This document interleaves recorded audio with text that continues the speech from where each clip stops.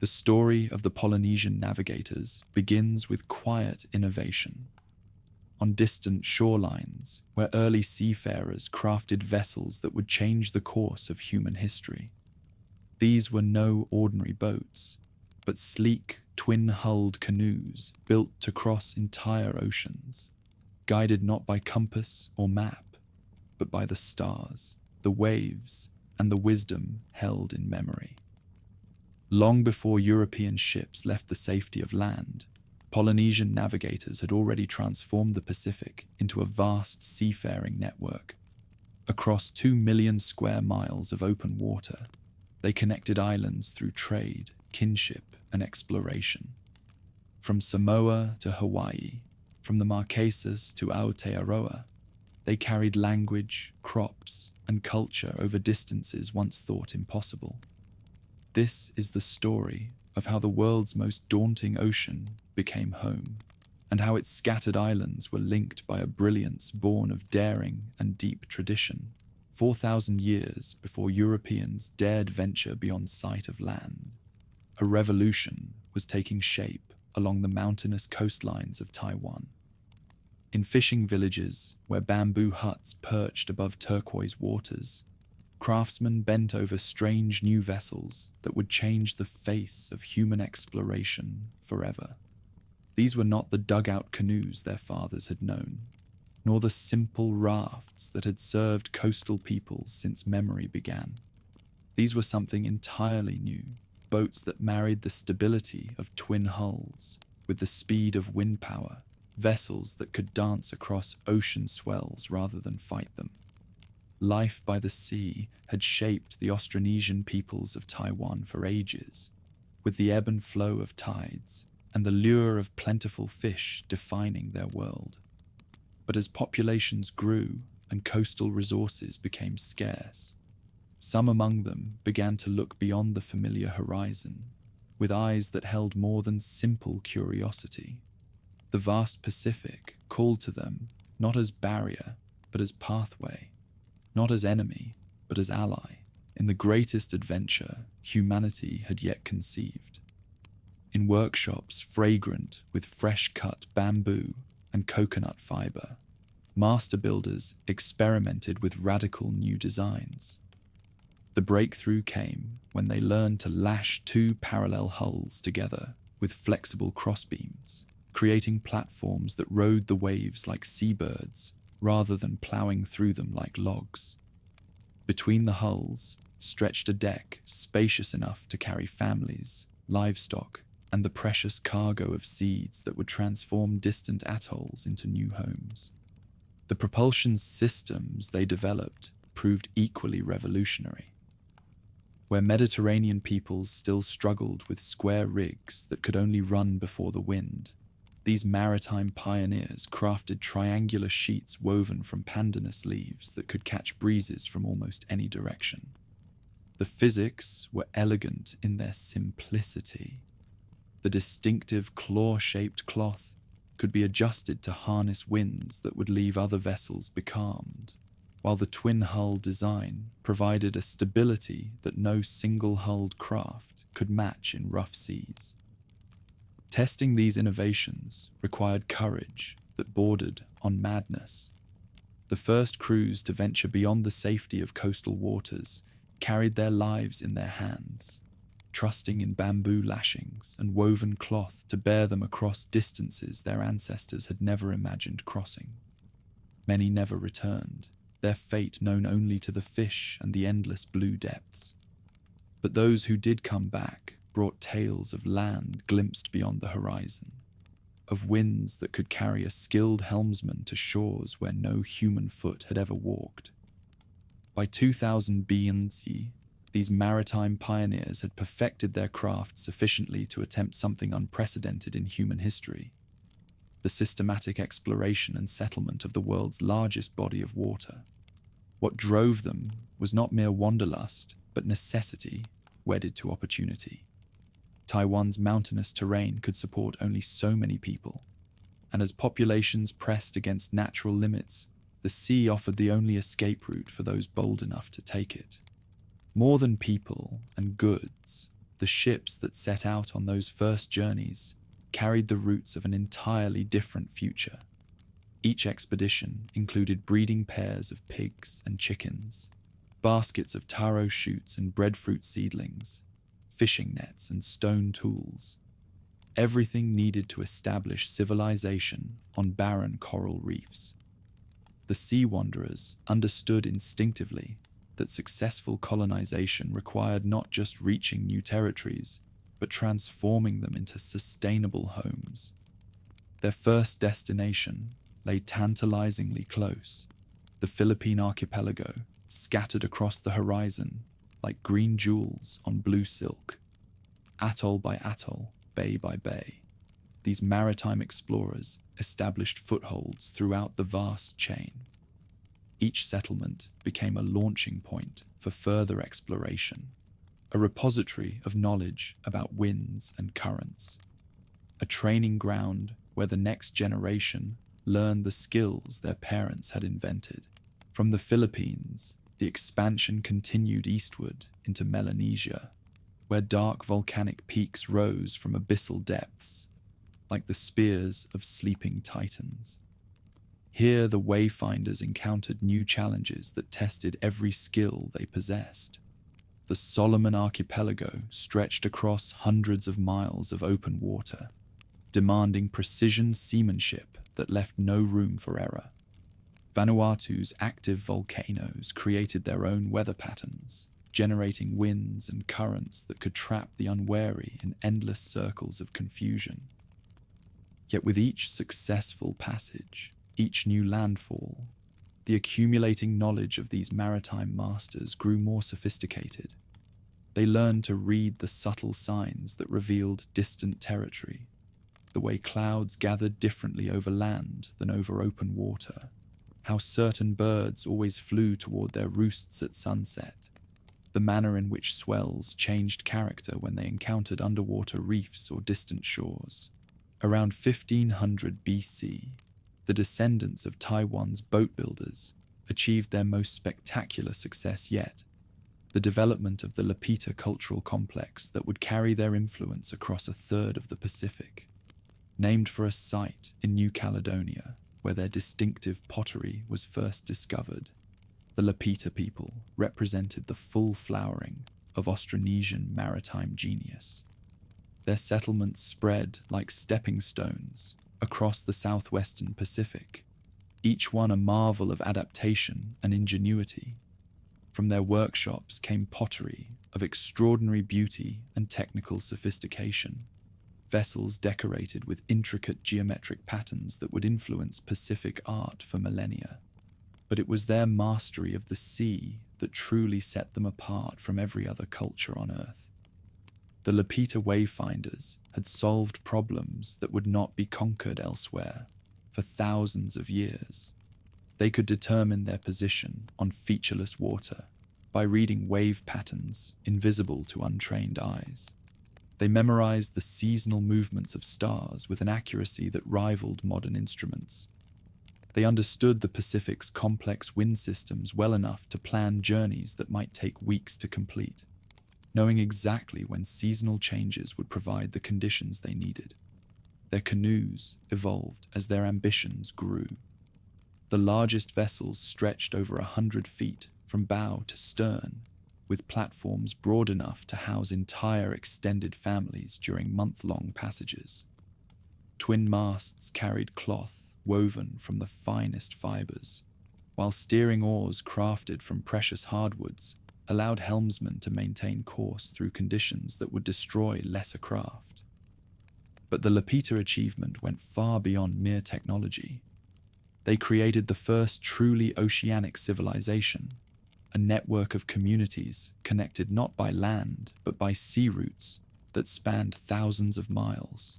Trade goods flowed along these maritime highways, obsidian from volcanic sources, shell ornaments crafted by specialist artisans, exotic foods that could only be found on particular atolls.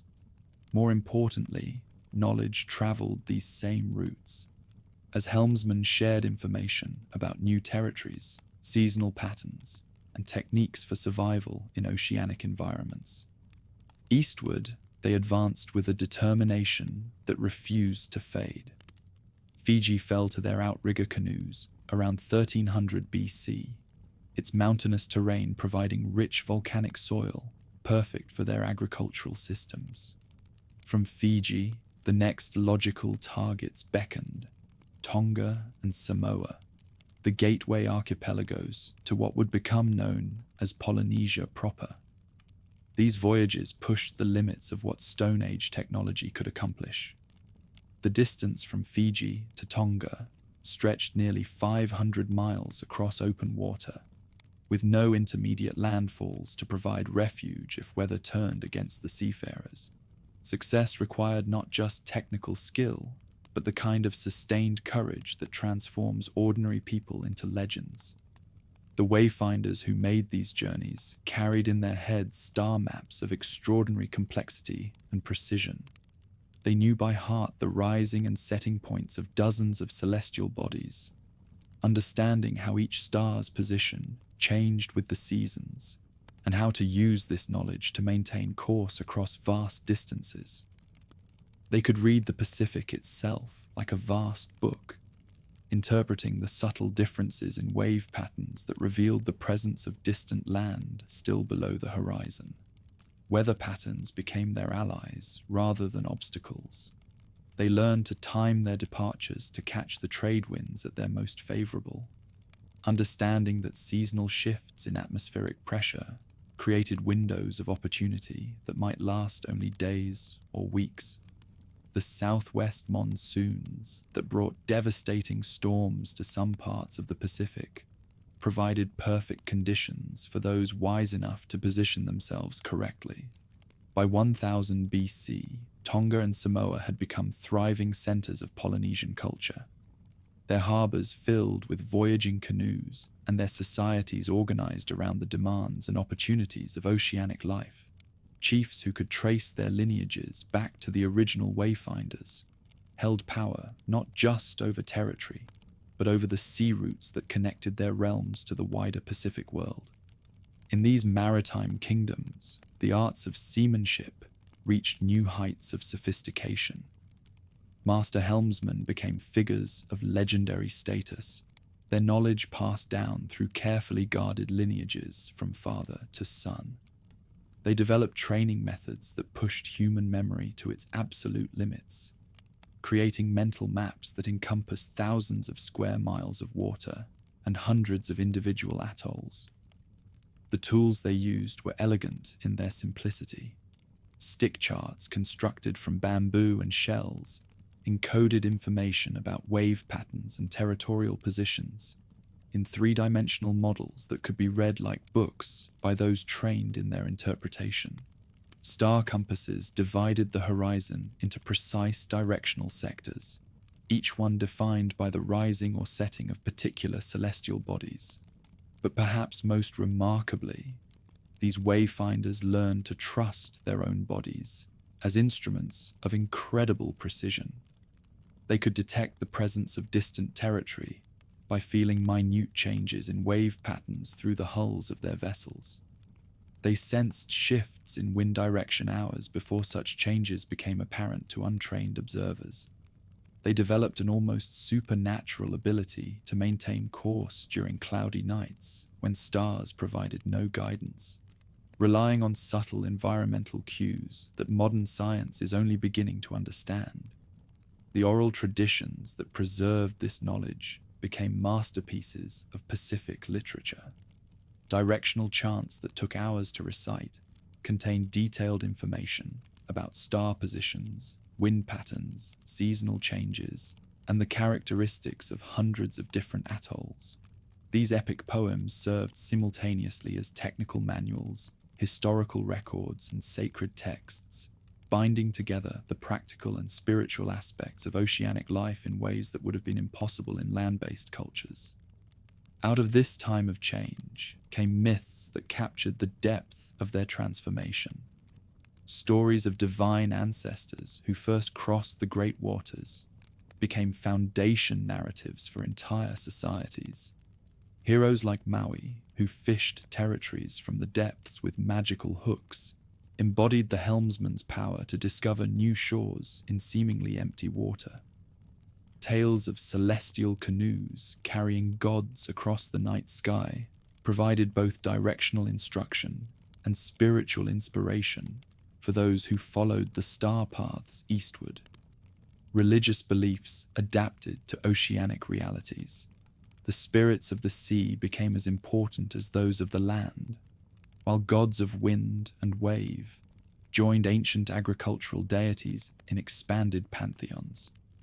Sacred ceremonies blessed new expeditions and welcomed successful explorers home, while temples built on promontories overlooking the water served as both religious centers and practical landmarks for returning vessels.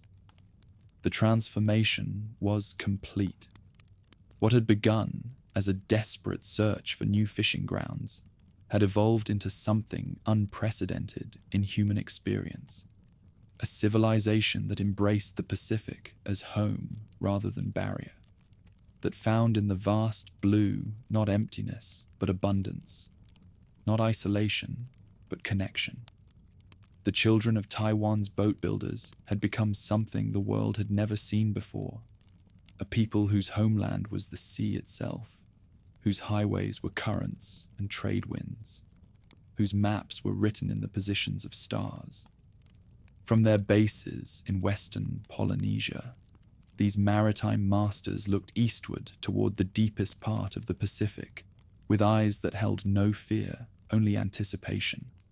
Ahead lay the greatest challenge yet, the settlement of the Polynesian Triangle, an area of water larger than all the world's continents combined. The winds were favorable, the stars were calling, and the next generation of helmsmen was ready to attempt the impossible once again. Behind them, they left a chain of flourishing settlements connected by sea routes that pulsed with the constant movement of voyaging canoes. Ahead lay an oceanic wilderness that would test every skill they possessed and demand innovations they had not yet imagined. But they had spent 1,000 years preparing for this moment, and the blue horizon called to them with a voice they could not resist. Morning mist clung to the lagoon, like ancestral spirits reluctant to depart as the great double-hulled vessel Hokulea prepared for a journey that would stretch the limits of human courage. From the beaches of Samoa, where generations of master wayfinders had perfected their art, came the sound of conch shells announcing the departure of an expedition that would either extend civilization to its furthest reaches or disappear forever into the trackless blue. Hokulea herself represented the pinnacle of maritime technology, 60 feet of carefully selected hardwood stretched between twin hulls, each one carved from a single tree and shaped by fire and adze into forms that could slice through heavy seas like flying fish. The platform connecting the hulls provided space for 22 souls, men, women, and children who carried within their bodies the genetic future of entire peoples yet to be born. Standing at the steering sweep, Kanaloa Kahulawa embodied 30 years of accumulated wisdom. His weathered hands remained steady on the polished wood, while his eyes scanned a horizon that held secrets invisible to ordinary mortals. Within his mind lay a three-dimensional map of the Pacific that encompassed millions of square miles of seemingly empty water, each detail memorized with a precision that would not be matched by European instruments for another 1,000 years. Dawn brought the turning of the tide, when the trade winds steadied from the southeast and the swells ran true toward the distant Marquesas. No fanfare marked their leaving. Such expeditions succeeded through skill and preparation, not ceremony. The families remaining on shore watched in silence as the great craft caught the wind and began its passage toward the edge of the world. Behind them, Samoa faded into the morning haze, its mountain peaks dissolving like memories into the endless blue. Ahead lay 2,000 miles of open water, broken only by scattered atolls that rose barely above the waves. The challenge was staggering in its complexity. To find targets smaller than Manhattan in an area larger than the continental United States, using nothing but celestial bodies, wave patterns, and the subtle environmental clues that revealed the presence of territory still below the horizon. Yet Kanaloa Kahulewa felt no fear, only the deep satisfaction of a master craftsman beginning his greatest work. The compass that existed in his mind divided the horizon into 32 precise sectors, each one defined by the rising or setting of particular celestial bodies. Hokulea would follow the path of specific constellations, adjusting course as the seasons changed and different guides took their turns across the night sky. Those first weeks tested every skill the crew possessed. The northeast trades that should have carried them steadily toward their destination proved fickle, shifting direction without warning and sometimes dying away entirely. During these calms, the wayfinder read the deeper rhythms, feeling through the hull, the long swells that traveled thousands of miles from their berth in distant storms. Each wave pattern told a story of weather systems far beyond sight, of underwater mountains that bent the Pacific's pulse into recognizable signatures. 23 days out from Samoa, the signs began to multiply. Clouds that had been scattered and random started forming in patterns that suggested the presence of high ground. The water itself changed color, shifting from the deep blue of abyssal depths to the lighter turquoise that indicated shallow reefs. Most telling of all, the birds appeared. First the wandering albatross, whose presence meant little, then the tropic birds whose range extended hundreds of miles from their nesting sites, and finally the noddies and terns whose daily flights revealed the direction of nearby shores. Those volcanic peaks rose from the sea like the spears of sleeping giants, their summits catching the morning light while waterfalls cascaded down jungle-covered slopes. The sight sent a cheer through the crew that echoed across the water. They had achieved what their ancestors had only dreamed of, extending their reach another giant step toward the rising sun. Landfall marked the beginning of new challenges rather than the end of old ones. These remote territories possessed no wide lagoons or protected harbors, only narrow valleys where streams reached the sea through gaps in forbidding cliffs. The colonists who waded ashore that first morning faced the daunting task of establishing civilization on terrain that seemed actively hostile to human habitation. Within a generation, however, the valleys bloomed with familiar crops. Taro patches climbed the hillsides in terraced steps, while breadfruit trees provided both food and the raw material for bark cloth. The colonists' pigs multiplied in the forest, their descendants eventually growing to enormous size in the absence of natural predators. Most importantly, the shipwrights began construction of new vessels, preparing for the next phase of expansion. These discoveries opened a corridor to the vast triangle of water that would define civilization at its greatest extent. From these remote volcanic peaks, master wayfinders could reach 3 targets that would mark the vertices of the largest cultural region in human history.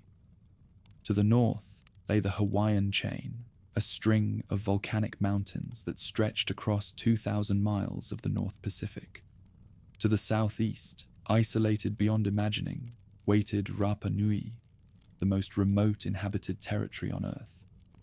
To the southwest, the great landmass of Aotearoa beckoned, its twin territories offering resources and opportunities unlike anything in the tropical Pacific.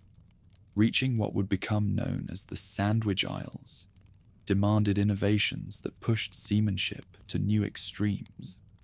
The distance from the Marquesas to the Big Island stretched nearly 2,500 miles across waters that no human had ever crossed. More challenging still, the passage required sailing against the prevailing trades, threading a course through wind patterns that changed with the seasons and weather systems that could destroy the unwary. Hawaii Loa, the wayfinder chosen for this supreme test, had spent his youth memorizing the paths that led northward, learning to read the subtle differences in wave patterns that revealed the presence of distant territory. His preparation included long periods of meditation and fasting, spiritual disciplines that heightened his sensitivity to the environmental cues that ordinary mortals missed entirely. The great craft that carried Hawaii Loa and his crew toward their destiny represented a quantum leap in maritime technology. Nearly 100 feet in length, with a beam broad enough to support a small village, the vessel incorporated innovations learned from decades of open-water voyaging. The hulls were deeper and more seaworthy than earlier designs, while the deck platform provided space for extended families and all the supplies needed for long-term colonization. Northward, the expedition unfolded like an epic poem, written in celestial fire and spray. For weeks, the great vessel battled contrary winds and mountainous swells, its crew taking turns at the steering sweeps, while Hawaii Loa maintained his vigil at the platform. The compass that guided them shifted nightly as they moved into northern latitudes, where unfamiliar constellations wheeled overhead. 43 days after leaving the Marquesas, the first signs of territory appeared. The towering peaks of the Big Island broke the horizon like a vision from the realm of the gods, their snow-capped summits floating above clouds that seemed to touch the sky itself. The volcanic fires that had built these mountains still burned in their hearts, sending columns of smoke and ash into the atmosphere that could be seen for hundreds of miles. Colonizing these northern territories proved as challenging as reaching them. The Big Island's volcanic landscape offered few natural harbors, while the constant activity of Kilauea and Mauna Loa created an environment unlike anything in the colonists' experience. Yet within these challenges lay extraordinary opportunities. The volcanic soil proved incredibly fertile, supporting crops that grew to sizes unknown in the coral atolls of the south. The territory's vast size provided room for populations that could never have been sustained on smaller landmasses. From the Big Island, expansion continued throughout the chain. Each new discovery presented unique challenges and opportunities.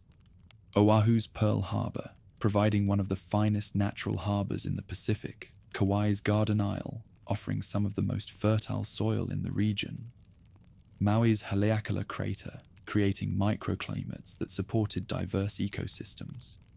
The colonists who spread throughout the chain developed sophisticated agricultural systems that would eventually support populations in the hundreds of thousands. While some wayfinders followed the paths north, others turned their attention to an even more audacious target. Far to the southeast, beyond the reach of any land-based birds, lay the most isolated inhabited territory on Earth. The passage to reach this remote outpost would require crossing 2,300 miles of empty water, guided by celestial bodies, alone through seas that had never known the passage of human vessels. The leader of this ultimate expedition was Hotu Matua, whose name meant Great Parent in the language of his people.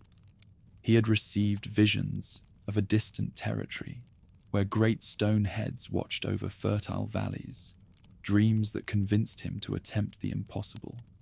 His preparations were as meticulous as they were extensive, provisioning craft with everything needed to establish civilization on shores that might offer nothing but bare rock and salt spray. Reaching that far-off outpost pushed wayfinders to the limits of their ability. The flotilla sailed southeast from the Marquesas into waters that grew progressively emptier as they left the main chains behind.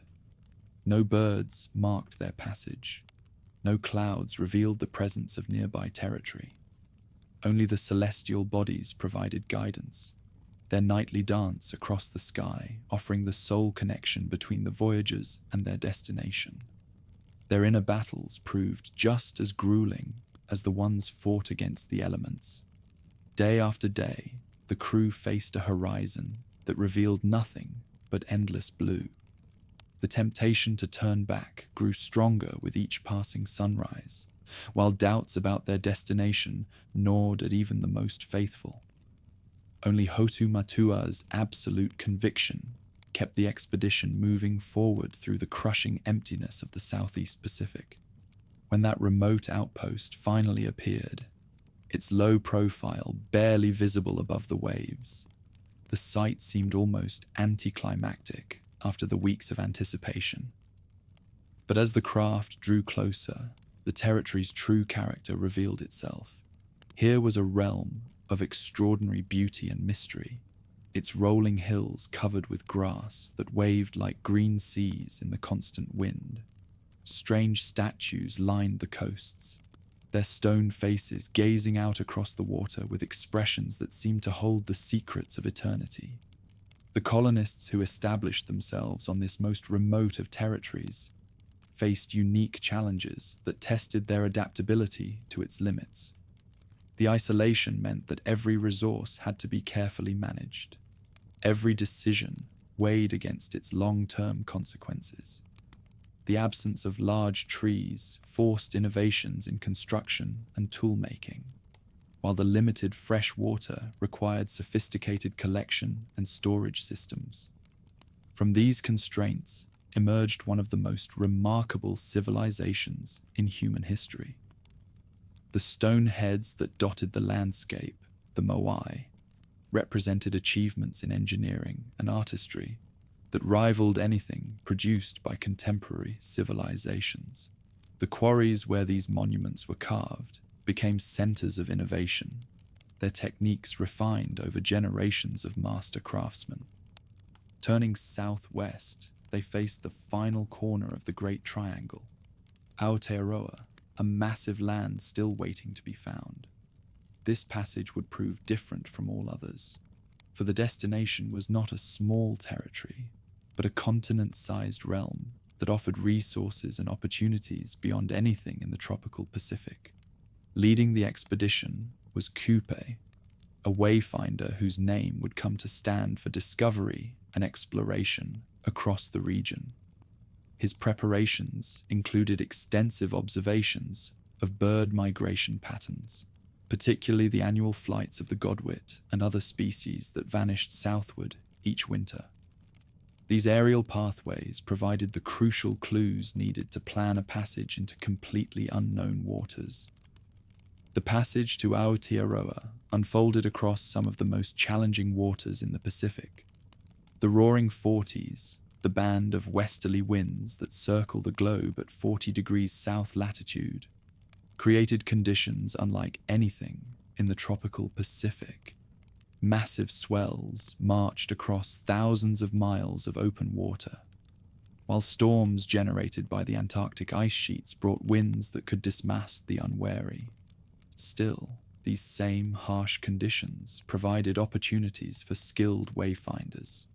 The westerly winds, once harnessed, could drive a vessel eastward at speeds impossible in the lighter trades of the tropics. The bird life of the Southern Ocean, though different from anything in their experience, followed patterns that revealed the presence of distant territory to those wise enough to read the signs. The landfall at Aotearoa marked the culmination of one of history's greatest achievements. The two territories that comprise what later generations would call New Zealand stretched across 1,000 miles of coastline, their temperate climate and diverse ecosystems offering resources that would support entirely new ways of life. The colonists who established themselves on these shores faced the challenge of adapting tropical agricultural systems to a landscape of glacial valleys and snow-capped peaks. From the beaches where Kupe first landed, settlers spread throughout both territories. The North Island's volcanic region provided familiar terrain for people accustomed to such geology, while the South Island's southern Alps offered hunting grounds where giant birds provided protein on a scale unknown in the Pacific. The absence of native mammals, except for bats and marine species, created ecological niches that human colonists would gradually fill. Transformation took hold of the land without delay. The moa, giant flightless birds that had evolved in isolation for millions of years, quickly fell victim to human hunting pressure. Vast forests of native trees provided materials for construction and tool-making, while the diverse marine resources of the surrounding waters supported growing populations of coastal communities. By AD 1300, the Great Triangle was complete. From the northern chain to the eastern outpost to the southern landmass, a network of related peoples stretched across an area larger than any empire in human history. The water that had once seemed an impassable barrier had become a highway, connecting scattered communities in a web of genetic and cultural exchange. The craft that maintained these connections represented the pinnacle of Stone Age maritime technology. The largest vessels could carry crews of 50 or more, their twin hulls providing stability in the roughest seas, while their sophisticated propulsion systems allowed them to make progress even against unfavorable winds. The techniques that guided these passages had evolved into an art form of extraordinary complexity and beauty. Such achievement went beyond mere technology. The Great Triangle represented something unprecedented in human experience, a civilization that had made the water its home, that found in the vast Pacific not emptiness, but abundance, not isolation, but connection. The shared languages, similar artistic expressions, and common practices that linked communities separated by thousands of miles of water testified to the success of this adaptation. The pathways that connected the vertices of the triangle carried more than trade goods and people. They transported ideas, innovations, and practices that enriched every community they touched. The chants that preserved directional knowledge also carried historical memories, genealogical records, and spiritual beliefs across the vast distances that separated scattered homes. As the sun set over the Pacific, painting the waves in shades of gold and crimson, the great craft continued their eternal passages between the scattered territories.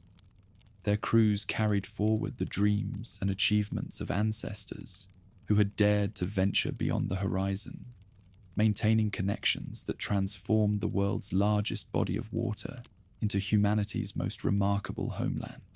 Beneath the star-blazed dome of a Pacific night, 12-year-old Manu lay flat on his back atop the great platform of his grandfather's voyaging vessel, learning to read the cosmic map that had guided his people across 2 million square miles of seemingly empty water. The old master's weathered finger traced invisible lines between luminous points, weaving together a framework of understanding so complex that European scholars would spend centuries trying to comprehend its brilliance. In a quiet voice, the elder described how Altair rose above the edge of the world, a shining guide that marked their place on the journey to far-off lands. Each night brought subtle changes as the heavenly dome wheeled overhead, each season shifting the rising points of familiar guides. The firmament was not fixed, but breathed and changed like a living thing. The education of a master helmsman began in childhood and continued for decades, transforming ordinary mortals into human instruments of precision that could navigate with an accuracy that would not be matched by mechanical devices for another 1,000 years. These living compasses carried within their minds three-dimensional maps of the Pacific that encompassed not just the positions of hundreds of territories, but the seasonal movements of heavenly bodies, the shifting rhythms of winds and currents, and the subtle environmental indicators that revealed the presence of distant shores. Central to this framework was the concept of the directional wheel, a mental structure that divided the rim of the world into 32 precise sectors, each one defined by the rising or setting of particular luminous points. Unlike the simple cardinal bearings used by land-based peoples, this approach recognized that the firmament itself was in constant motion, requiring helmsmen to understand not just where beacons appeared, but when they appeared and how their positions changed throughout the year. Learning began with Hokulea, the brightest point in the constellation of Botes, whose name meant beacon of joy in the ancient tongue. This guide rose in the northeast during certain seasons, providing a primary reference for voyages toward the northern territories. But the master helmsman understood that Hokulea's position was only meaningful in relationship to dozens of other markers, each one forming part of an intricate web of directional understanding. The grandfather explained how the mind must become like a great bowl, capable of holding the movements of every bright point, every constellation, every planet that walked the celestial paths. When this mental vessel was full, the helmsman would never be lost, for the heavens themselves would guide the way. Memorization process pushed human cognitive abilities to their absolute limits. Students spent years learning the names, positions, and seasonal movements of luminous bodies, committing to mind charts that would have challenged the finest scholars of contemporary civilizations. The Pleiades cluster, known as Matariki, provided crucial timing details for seasonal voyages. The Southern Cross, called Te Punga, served as an anchor point for southern passages. Each constellation carried multiple layers of meaning, directional, seasonal, and spiritual, that had to be mastered completely before a student could graduate to more advanced studies. Yet the firmament represented only one layer of the wayfinding framework. The Pacific itself contained a vast library of details for those skilled enough to read its subtle language. Wave formations invisible to untrained eyes revealed the presence of distant shores, the bearing of prevailing winds, and the location of underwater obstacles that could destroy the unwary. The phenomenon known as Te Lapa, underwater lightning, provided one of the most mysterious and powerful tools in the helmsman's arsenal. On certain nights, when conditions were perfect, experienced practitioners could see flashes of phosphorescent light beneath the surface, streaks of brightness that seemed to point toward distant territories. Modern science has struggled to explain this phenomenon, but master practitioners used it routinely to guide their vessels toward invisible destinations. Understanding the water's movement required a sensitivity that bordered on the supernatural. The surface, seemingly chaotic to ordinary observers, actually contained rhythms of extraordinary regularity and meaning. The primary swells generated by distant storms marched across thousands of miles with mathematical precision, their beat and bearing revealing details about weather systems far beyond sight. Secondary swells, created by the interaction of wind and water over local areas, provided hints about immediate conditions and nearby obstacles. Most challenging to master were the interference rhythms created when different swell systems met and interacted, where primary swells from distant storms encountered the reflected motion that bounced off underwater reefs or distant shores. Complex standing formations emerged that could be read like signposts by skilled practitioners. These interference zones, invisible to the untrained eye, marked the presence of territories still hundreds of miles away. Such technique required practitioners to lie flat on their vessel's platforms, feeling the subtle movements of the hull as it responded to each formation. Different types of swells created different sensations.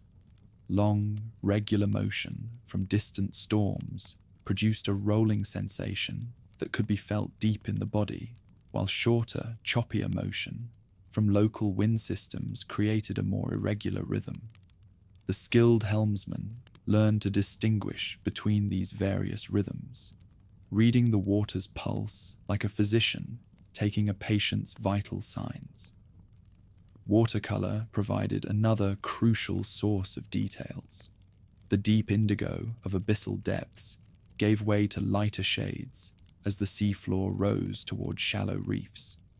Green tints indicated the presence of underwater vegetation, while brownish hues suggested river runoff from nearby shores.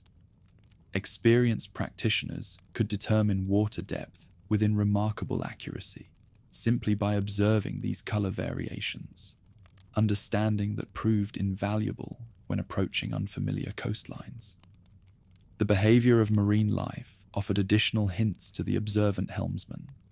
Different species of fish inhabited different depths and environments, their presence revealing details about underwater topography and the proximity of feeding grounds. Schools of flying fish, driven to the surface by predators below, indicated the presence of deep water channels, while the absence of certain species suggested shallow reefs or contaminated waters. Perhaps most remarkable of all was the practitioner's ability to detect the presence of distant shores through the behavior of seabirds. The daily flight rhythms of these creatures provided a living compass that pointed toward their nesting sites, while the timing of these flights revealed the distance to be traveled. Noddies and terns, which fed in coastal waters, but returned to shore each evening, could be seen heading home from distances of up to 30 miles. Tropic birds, with their longer range, extended this radius to nearly 100 miles. Over time, the helmsman learned to read the sky, recognizing dozens of seabird species by how they flew, fed, and migrated. The arrival of certain species indicated the approach of particular seasons, while the absence of others revealed that the vessel had moved beyond their normal range. This ornithological understanding, passed down through generations of careful study, provided a biological guidance framework that directed voyagers toward their destinations. Cloud formations offered another layer of environmental details. The way clouds gathered and moved revealed the presence of distant territories, the bearing of prevailing winds, and the likelihood of approaching weather systems. Clouds that formed over warm land masses behaved differently from those that developed over cold water, their shapes and movements providing hints about the nature of nearby shores. The phenomenon of cloud reflection, the way certain types of clouds mirrored the color and characteristics of the surfaces beneath them, allowed skilled observers to detect the presence of shallow lagoons, white sand beaches, or dense forest canopies from distances of 50 miles or more. Green-tinted clouds indicated vegetation, while bright white reflections suggested coral sand or snow-covered peaks. These subtle color variations, invisible to the untrained eye, provided crucial details about the nature of approaching destinations. Wind rhythms completed the inventory that master practitioners carried in their minds. The trade winds that dominated the tropical Pacific followed predictable seasonal cycles, but their interaction with territories, underwater topography, and weather systems created local variations that could be read and interpreted. The way wind bearing shifted as a vessel approached land, the development of thermal winds caused by temperature differences between water and shore, and the channeling effects of mountain valleys all provided details about the proximity and characteristics of nearby territories. The monsoon systems that brought seasonal rains to different parts of the Pacific created opportunities for those wise enough to time their voyages correctly. The reversal of wind rhythms that occurred with the changing seasons opened or closed particular routes, while the arrival of storm systems from specific bearings indicated the approach of favorable or unfavorable sailing conditions. Development of these skills required methods that transformed ordinary humans into living instruments of extraordinary precision.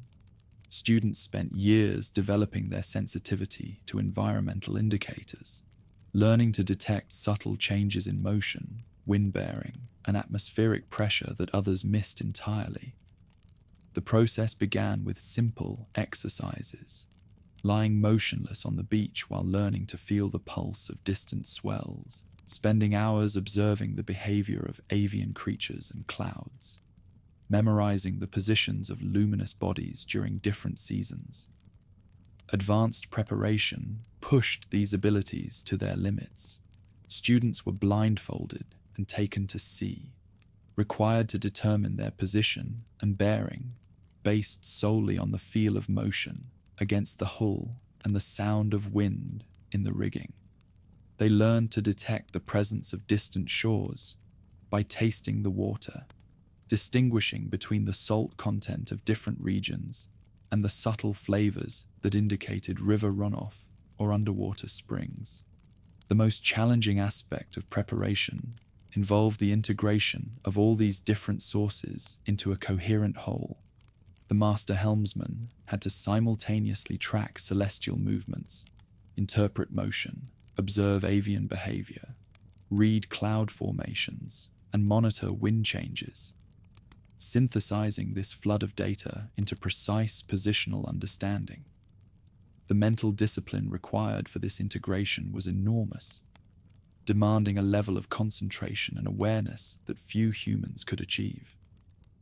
What supported this wide-reaching structure was a set of tools marked by quiet elegance and simplicity. Stick charts constructed from bamboo and shells encoded motion details in three-dimensional models that could be consulted during voyages. These charts, unique to each master practitioner, represented decades of accumulated understanding about the behavior of swells around particular territory groups. The arrangements of sticks and shells created a tactile map that could be read by touch, allowing practitioners to refresh their understanding of crucial signatures even during dark nights or cloudy conditions. Directional wheels, constructed from various materials depending on local customs, provided visual aids for instruction and practice. These circular diagrams divided the rim of the world into precise sectors, each one labeled with the names of luminous points or constellations that rose or set at particular locations. Advanced versions included details about seasonal changes, showing how the positions of heavenly bodies shifted throughout the year. The most sophisticated tool was the human mind itself, transformed through years of preparation into a biological computer of remarkable capability. The master helmsman's brain contained detailed three-dimensional maps of vast areas, complete with details about currents, winds, seasonal changes, and the positions of hundreds of individual territories. This mental atlas could be consulted instantly, providing positional understanding with an accuracy that would not be matched by mechanical instruments for another millennium. Their social systems revolved around this framework, a testament to its deep significance. Master practitioners occupied positions of enormous prestige and responsibility, their skills literally determining the life or death of entire communities. The development of new practitioners was carefully controlled, with understanding passed down through hereditary lineages that guarded their secrets jealously. The process of selecting and preparing new masters could take decades, ensuring that only the most gifted and dedicated individuals gained access to the complete framework. The spiritual dimensions of wayfinding were as important as its practical applications. Practitioners underwent elaborate purification rituals before important voyages, seeking the favor of spirits and gods who controlled the forces they sought to harness. The act itself was considered a form of prayer, a communion with the divine powers that governed wind and wave. The successful completion of long voyages was celebrated with ceremonies that honored both the human skill and supernatural assistance that had made such achievements possible. Songs and recitations that preserved this understanding represented masterpieces of oral literature, encoding vast amounts of technical details in memorable poetic forms. These epic compositions, some of which took hours to recite in their entirety, contain detailed descriptions of luminous positions, motion, seasonal changes, and the characteristics of distant territories. The rhythmic structure of these recitations aided memorization, while their poetic beauty ensured that the understanding would be preserved and transmitted across generations. These epic compositions served multiple purposes beyond mere storage. They provided a means of conveying complex concepts to new students, a way of reviewing and reinforcing understanding during long voyages, and a method of preserving historical details about past expeditions and discoveries. The greatest masters were expected to know dozens of these compositions by heart, their repertoire representing the accumulated wisdom of centuries of Pacific exploration. Beneath its surface, the framework held far-reaching ideas about life and understanding. The master practitioners had developed a way of thinking about space and time that was fundamentally different from land-based civilizations. Their world was one of constant motion and change, where position was determined not by fixed landmarks, but by the dynamic relationships between moving heavenly bodies, shifting weather rhythms, and the ever-changing pulse of the Pacific itself. This fluid, relational understanding of the universe would not be matched by Western science until the development of modern physics. The techniques developed by Pacific practitioners represented one of humanity's greatest intellectual achievements, a framework of understanding that allowed Stone Age peoples to explore and settle the world's largest body of water with a precision that would not be equaled for another 1,000 years. The master helmsman, standing on the platform of his great voyaging vessel, with the star-blazed firmament wheeling overhead, was the culmination of this remarkable heritage. A human being transformed into a living instrument of exploration, capable of finding tiny specks of land in the vast Pacific with an accuracy that bordered on the miraculous.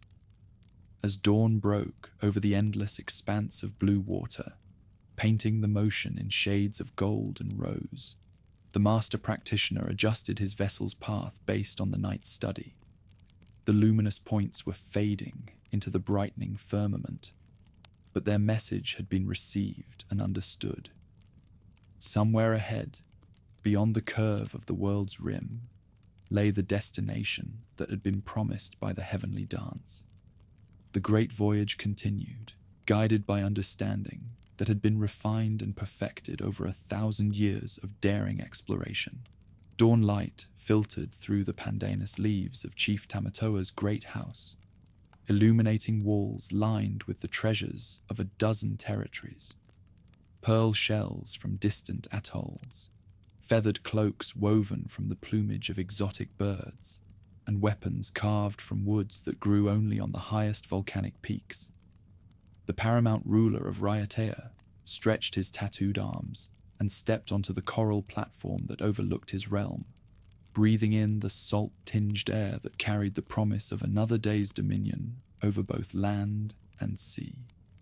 Below him, the sacred marae of Taputpuatea rose from the earth like a mountain built by human hands, its massive coral blocks arranged in patterns that mirrored the constellations overhead. This was more than mere architecture. It was the physical embodiment of cosmic order, a place where earthly power intersected with divine authority. From this ceremonial center, Tamatoa's influence radiated across thousands of miles of Pacific waters, connecting scattered communities in a web of political, spiritual, and economic relationships. The transformation of simple fishing villages into complex hierarchical societies had unfolded over centuries, driven by the unique challenges and opportunities of life in the vast Pacific. Unlike continental civilizations that could expand across contiguous territories, these maritime peoples had to create unity across enormous distances, developing forms of social organization that could function despite the barriers imposed by thousands of miles of open water. Agricultural innovation provided the foundation for this social complexity. The ancient crops brought from Southeast Asia, taro, breadfruit, coconut, and sweet potato, had been adapted to thrive in environments ranging from volcanic highlands to coral atolls barely above sea level. On the high islands, elaborate irrigation systems channeled mountain streams into terraced fields that climbed the slopes like green staircases. The breadfruit groves that surrounded every settlement provided not only sustenance, but the raw materials for bark cloth, canoe construction, and countless other necessities of daily life. Bringing in domestic animals like pigs, dogs, and chickens introduced new ways to measure wealth and social standing. Pigs, in particular, became symbols of prosperity and power, their flesh reserved for the most important ceremonial occasions. The accumulation of these animals, along with control over the most productive agricultural lands, formed the economic basis for emerging aristocracies that would eventually rule vast maritime empires. Population growth on the larger territories led to increasingly sophisticated forms of social stratification. What had begun as simple differences in wealth and influence evolved into rigid caste systems that determined every aspect of daily life. At the apex of these hierarchies stood the paramount chiefs, rulers who claimed descent from the gods themselves and wielded authority that extended far beyond their home shores. The concept of mana, spiritual power that flowed through certain bloodlines and sacred objects, provided the ideological framework for these hierarchical societies. Chiefs who possessed great mana were believed capable of influencing weather patterns, ensuring successful harvests, and protecting their people from supernatural threats. This divine authority was reinforced through elaborate ceremonial displays that demonstrated the ruler's connection to cosmic forces. Nowhere was this power more visible than in the towering architecture that still marks the islands today. On Easter Island, the Moai statues gazed out across the waves with expressions that seemed to embody the eternal vigilance of ancestral spirits. These massive figures, some weighing over 80 tons, represented an investment of labor and resources that could only be mobilized by societies with sophisticated organizational capabilities. Such engineering challenges involved in creating and transporting these monuments pushed Stone Age technology to its limits. The quarries at Rano Raraku became centers of innovation, where master craftsmen developed techniques for carving hard volcanic rock with tools made from obsidian and basalt. While no definitive account survives, some traditions suggest the statues were moved standing up, shifted forward gradually through balanced, deliberate motion. Each moai was unique, its features carefully crafted to represent specific ancestors or deities. The red scoria crowns that topped many of these figures came from a separate quarry at Punapau, requiring additional feats of engineering to transport and position these massive top knots. The completed statues were positioned at ceremonial platforms called ahu, where they served as focal points for religious rituals and demonstrations of chiefly authority. Similar monumental construction projects transformed landscapes throughout the Pacific. In the Society Islands, the mare complexes became increasingly elaborate, their coral stone platforms covering acres of ground and incorporating features that aligned with astronomical phenomena. The largest of these ceremonial centers could accommodate thousands of worshippers during major festivals, their terraced courtyards and towering walls creating spaces that inspired awe and reverence. The builders of these monuments developed sophisticated understanding of astronomy and engineering that allowed them to create structures of remarkable precision and durability. The orientation of ceremonial platforms often reflected careful observations of solar and stellar movements, while the construction techniques employed massive blocks fitted together with an accuracy that has allowed many of these structures to survive for over 1,000 years. In New Zealand, the absence of suitable stone for monument building led to different expressions of architectural ambition. The PA fortresses that crowned strategic hilltops throughout both islands represented military engineering on a scale unknown elsewhere in the Pacific. These fortified settlements, surrounded by elaborate systems of ditches, banks, and palisades, could shelter entire communities during times of conflict, while providing strongholds from which warrior bands could control surrounding territories.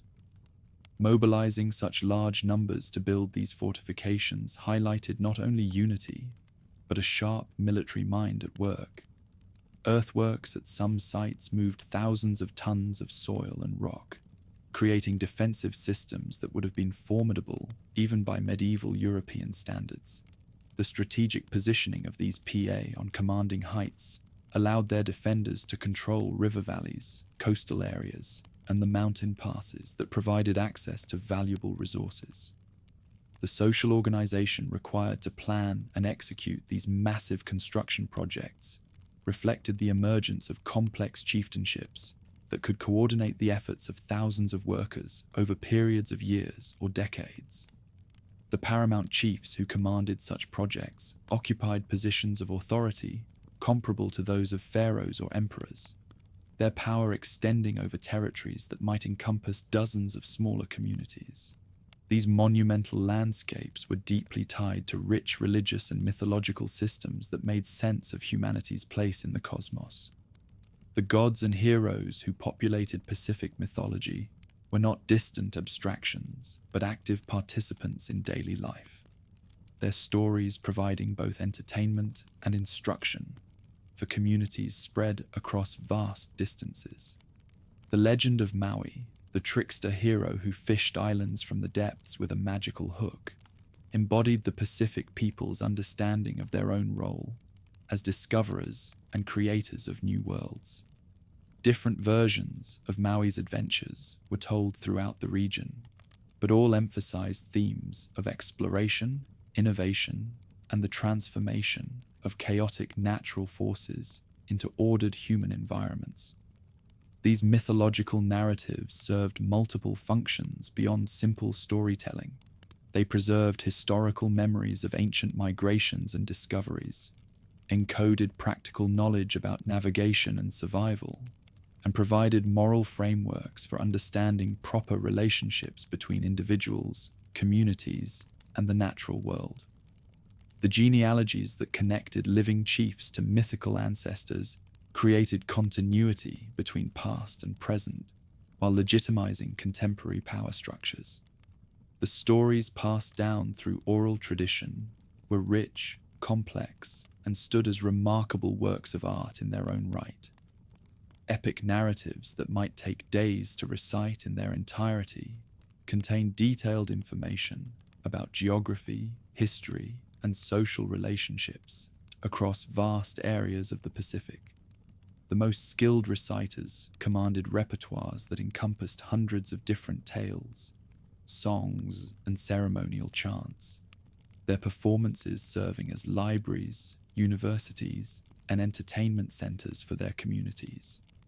Preserving such vast oral literature demanded memory skills that stretched human cognition to extraordinary heights. Master storytellers developed mnemonic systems that linked narrative elements to visual, auditory, and kinesthetic cues, creating multisensory frameworks that could preserve enormous amounts of detailed information across generations. The accuracy of this oral transmission was maintained through elaborate systems of cross-checking and correction that ensured essential details were not lost or distorted over time. Woven into these tales were the traits and traditions that set Pacific oceanic cultures apart.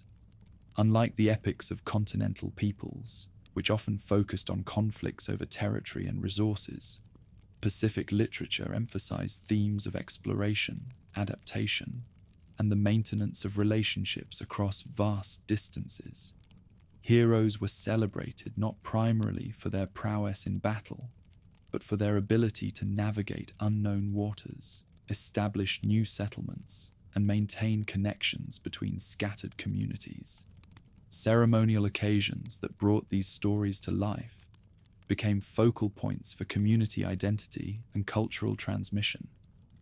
The great festivals held at major marae could attract visitors from hundreds of miles away, creating temporary cities where thousands of people gathered to participate in religious rituals, competitive displays, and the recitation of sacred narratives.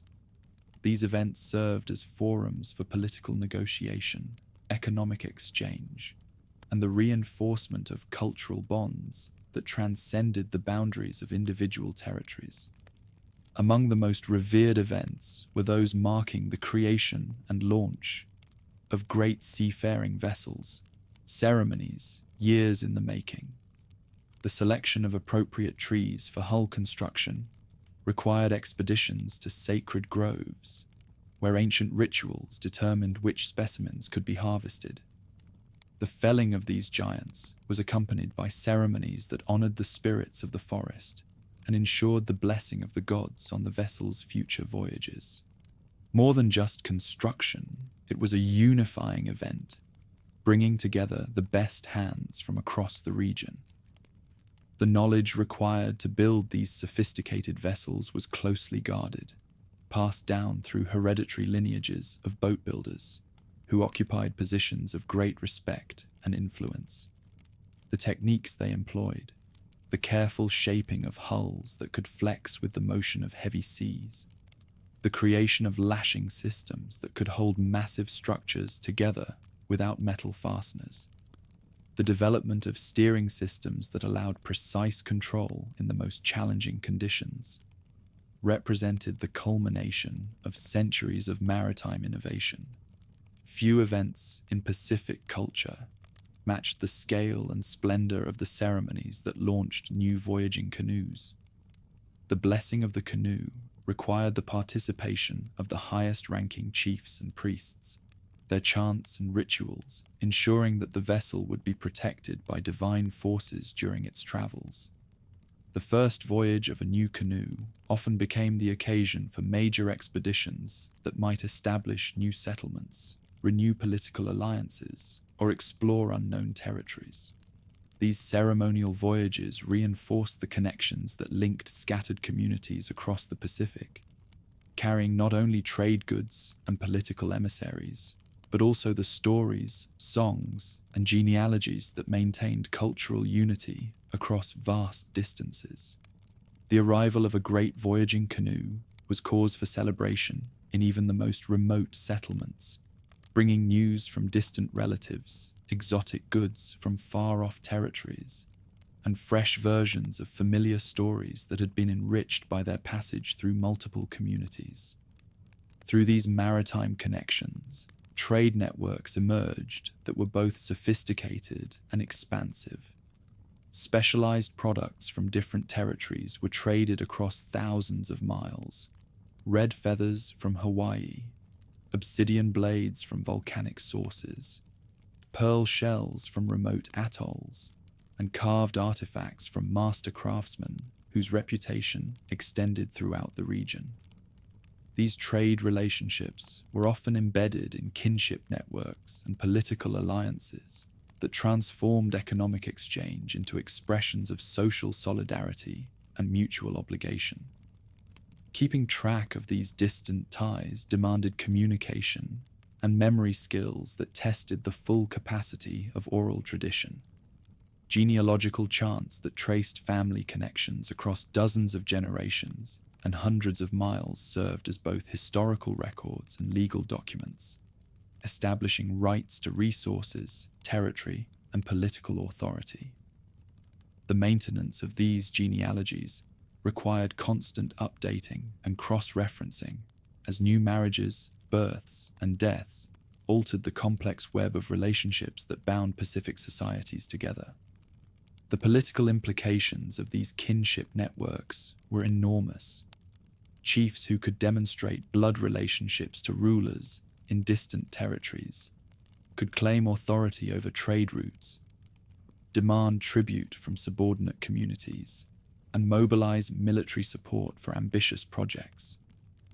The most successful leaders were those who could navigate this complex social landscape, using their genealogical knowledge and diplomatic skills to build alliances that extended their influence across vast areas of the Pacific. Military dimensions of these relationships reflected the competitive pressures that drove innovation and expansion throughout the region. Pacific societies were long romanticized as idyllic and harmonious, but in truth, they experienced cycles of conflict, preparation for war, and rivalry for prestige and resources. The warrior traditions that developed in different parts of the Pacific reflected both the challenges of maritime combat and the unique tactical opportunities created by island environments. Weapons employed in these conflicts were works of art as well as instruments of war. Shark-toothed swords from Kiribati could inflict wounds as devastating as any metal blade, while the wooden clubs of Fiji and Tonga were carved with intricate patterns that demonstrated both artistic skill and symbolic meaning. The feathered helmets and elaborate body armor worn by Hawaiian warriors created visual displays that were intended to intimidate enemies while honoring the gods of war. Waging war in the Pacific meant adjusting to the distinct demands of island life and terrain. Siege warfare was impossible when defenders could always escape by sea, while the logistics of maintaining large armies were complicated by the need to transport supplies across water barriers. These constraints favored rapid, decisive campaigns that relied on surprise and mobility rather than prolonged attrition. Conflict was often resolved through intricate rituals of peace, born from the knowledge that distant communities needed lasting ties, not lasting enemies.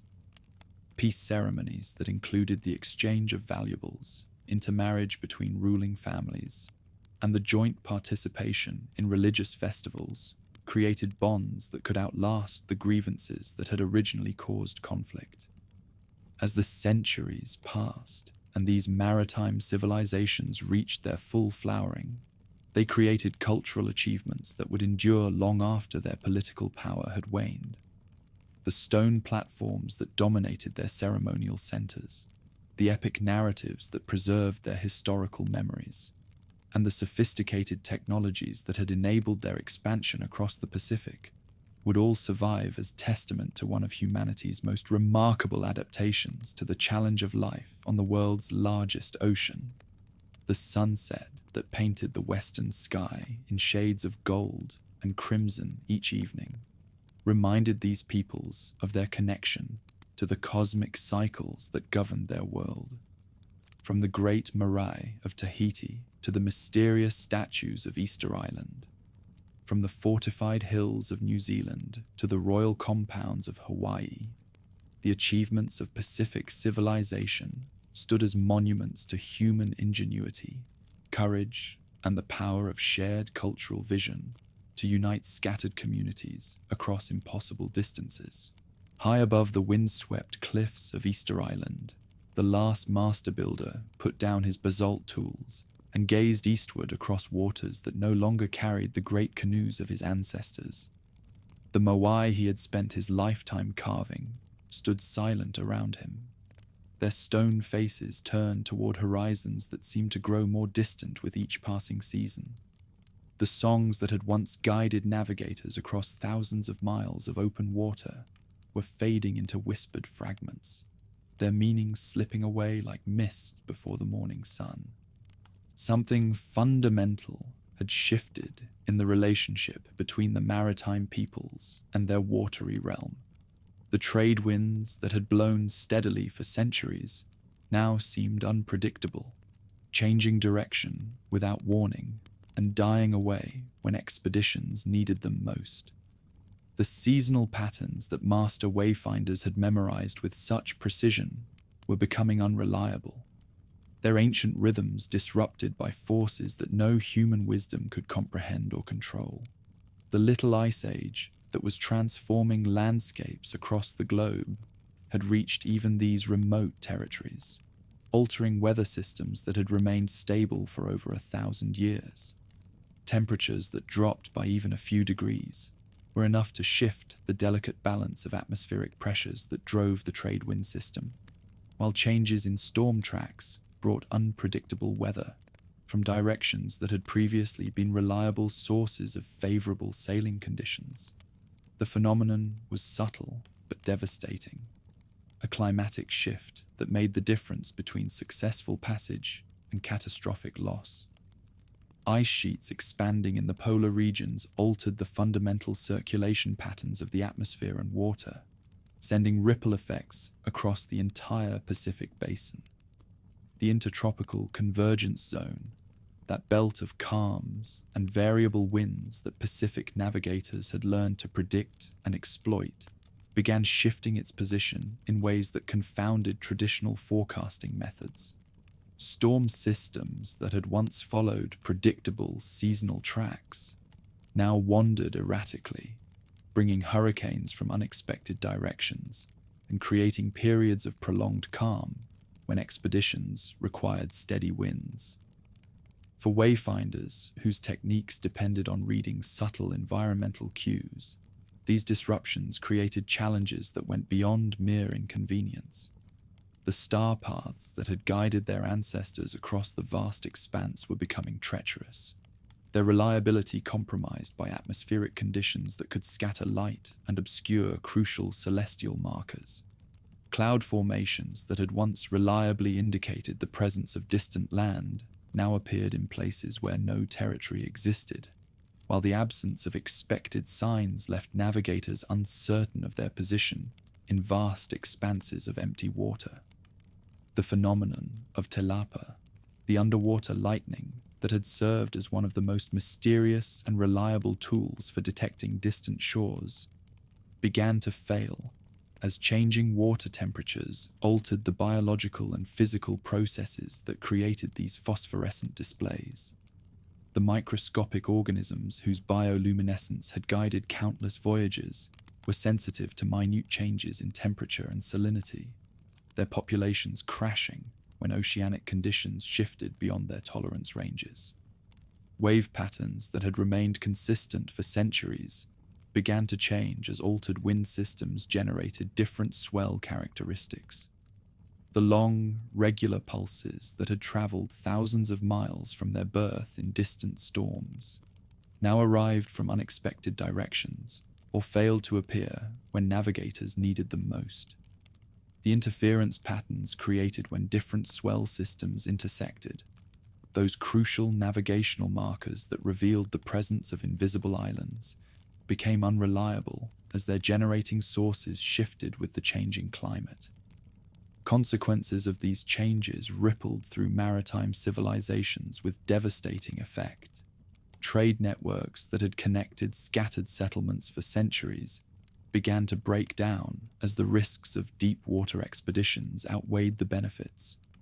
The specialized products that had flowed along oceanic highways, exotic feathers from distant atolls, carved artifacts from master craftsmen, sacred stones imbued with spiritual power, became increasingly rare and valuable as the craft that carried them disappeared from familiar routes. Expeditions that had once been routine passages between allied territories became desperate gambles with survival itself. Stories began to circulate of master navigators who had set out with confidence on familiar routes only to vanish without trace, victims of conditions that no amount of traditional knowledge could predict or overcome. The failure of even the most experienced wayfinders to cope with these new realities shattered confidence in the navigational systems that had served Pacific peoples for over a millennium. The psychological impact of these failures was as devastating as their practical consequences. Navigational knowledge had been more than mere technique. It represented a sacred covenant between human beings and the natural forces that governed their world. When this covenant appeared to be broken, when the ocean itself seemed to have turned hostile to human enterprise, The spiritual foundations of Pacific maritime culture began to crumble along with its practical applications. On Easter Island, the isolation that had always been a source of cultural distinctiveness became a sentence of slow strangulation. The atoll's ecosystem, never robust due to its remote location and limited size, began to collapse under the pressures of sustained human habitation without external inputs. The palm forests that had provided material for canoe construction gradually disappeared. Victims of overharvesting for both boat building and the massive wooden rollers needed to transport the territory's famous statues. The rats that had arrived with the first human settlers, previously held in check by the island's balanced ecosystem, began to proliferate as deforestation destroyed the habitats of their natural predators. These rodents consumed not only the seeds needed for forest regeneration, but also the eggs and chicks of seabirds, whose colonies had provided crucial protein for the human population. The biological destruction was thorough and irreversible, transforming a verdant island into a windswept grassland, incapable of supporting its original population levels. In its final era, Easter Island was home to a society under extreme pressure, driven by scarcity and collapse. The elaborate ceremonial sites that had once celebrated the community's achievements became focal points for increasingly frantic rituals aimed at restoring the island's fertility and reconnecting with the spiritual forces that had abandoned it. The famous moai, originally symbols of ancestral protection and spiritual power, were toppled during this period as competing factions blamed each other for the catastrophe that was overwhelming their world. The construction of these monuments had itself contributed to the island's ecological collapse. The massive timber requirements for moving the statues had accelerated deforestation, while the social organization needed to complete these projects had diverted resources from more practical concerns of environmental management. The very achievements that had demonstrated Easter Island's cultural sophistication became instruments of its destruction when environmental conditions changed beyond the community's ability to adapt. Similar patterns of environmental stress and social breakdown were occurring throughout the most isolated territories of the vast expanse. Henderson Island, a tiny coral atoll that had supported a small population for centuries through a carefully balanced exploitation of its limited resources, was abandoned entirely during this period. Whether through extinction or migration, the community disappeared, leaving traces of their lives in discarded tools and shells.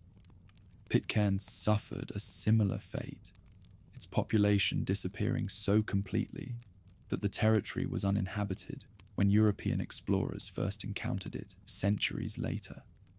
The reasons for this abandonment remain mysterious, but the pattern was consistent with the broader breakdown of the networks that had sustained small, isolated communities throughout the Pacific. Without regular contact with larger populations that could provide genetic diversity, technological innovation, and economic opportunities, these tiny settlements proved unable to survive the environmental and social pressures of the changing era. These remote outposts did not fail just because they were small or isolated. They collapsed when the wider network that once supported them fell apart. Such tiny enclaves had survived for centuries by serving as way stations for deep-water expeditions, their populations maintained through occasional immigration, and their resources supplemented by trade goods carried by passing craft. When the great maritime heritage ended, these enclaves were left to survive on their own meager resources, a challenge that proved impossible for most. When long-distance trade networks broke down, the shockwaves rippled across the entire Pacific. Specialized production centers that had focused on creating goods for export found themselves cut off from their markets, forcing rapid adaptations to local conditions that often proved impossible to sustain. The obsidian workshops of volcanic islands lost their customers for cutting tools, while the pearl shell fisheries of distant atolls could no longer export their products to territories where these materials had religious and ceremonial significance. Cultural innovations that had spread throughout the Pacific through the exchange networks also ceased to flow between communities. New agricultural techniques, artistic styles, religious practices, and technological improvements that had once diffused rapidly across vast distances now remained confined to their places of origin. The intellectual and cultural stagnation that resulted from this isolation was as damaging to Pacific societies as the loss of material trade goods. Even the larger and more fortunate territories experienced profound changes as their nautical horizons contracted. New Zealand, protected by its size and diverse ecosystems from the worst effects of isolation, nonetheless underwent a cultural transformation that would have been unrecognizable to its original settlers. The Maori peoples, who had once maintained sporadic contact with tropical territories, became an entirely separate branch of the Polynesian family tree, their language and customs evolving in isolation to meet the unique challenges of their temperate environment. The Moa hunts that had provided abundant protein for the first generations of New Zealand settlers came to an abrupt end as these giant birds were driven to extinction through overexploitation. The loss of this major food source forced fundamental changes in Maori civilization, shifting emphasis from the communal hunts that had characterized early settlement toward more intensive forms of agriculture and the development of sophisticated systems for exploiting marine resources around the extensive coastline. In the wake of the moa's disappearance, the farming innovations that emerged were impressively clever and far-reaching. The sweet potato, originally a minor crop introduced from South America, became the foundation of an intensive agricultural system that could support dense populations in the challenging temperate environment. Elaborate storage systems preserved these crops through the harsh southern winters, while sophisticated irrigation networks maximized yields from the limited areas suitable for cultivation. The social consequences of these economic changes were profound. The shift from hunting to agriculture required new forms of labor organization and resource management, leading to the development of more hierarchical social structures and the concentration of political power in the hands of chiefs who controlled the most productive agricultural lands. The elaborate PA fortifications that crowned strategic hilltops throughout both territories represented not just military engineering, but the physical manifestation of these new social hierarchies. With the door to external expansion closed and resources under stress, a new warrior identity emerged, rooted in internal struggle. The elaborate PA fortifications that crowned strategic hilltops throughout both territories represented military engineering on a scale that would have been unnecessary during the earlier period of abundant resources and unlimited territory. These structures required the mobilization of enormous labor forces and demonstrated the military sophistication that had developed among peoples who could no longer solve their problems through expansion. Weapons and tactics developed during this time showed clear adaptations to the unique conditions of territorial warfare in island environments. The classic clubs and spears of Polynesian combat were supplemented by new designs, optimized for the types of fighting that occurred when densely populated regions could no longer expand outward. The taiaha and other specialized weapons became symbols not just of military prowess, but of the cultural distinctiveness that was developing as New Zealand society evolved in isolation from its Pacific roots. The artistic expressions that flourished during this period of isolation produced some of the most distinctive forms of regional culture. The intricate wood carvings that decorated Maori meeting houses told stories that were specifically adapted to New Zealand conditions. their mythological references reflecting the unique flora and fauna of these southern territories. The techniques used to create these carvings, while rooted in general Polynesian traditions, evolved in directions that reflected the specific materials and aesthetic preferences of New Zealand's developing culture. In the tropical territories that had once served as the centers of maritime civilization, the changes were more subtle but equally profound.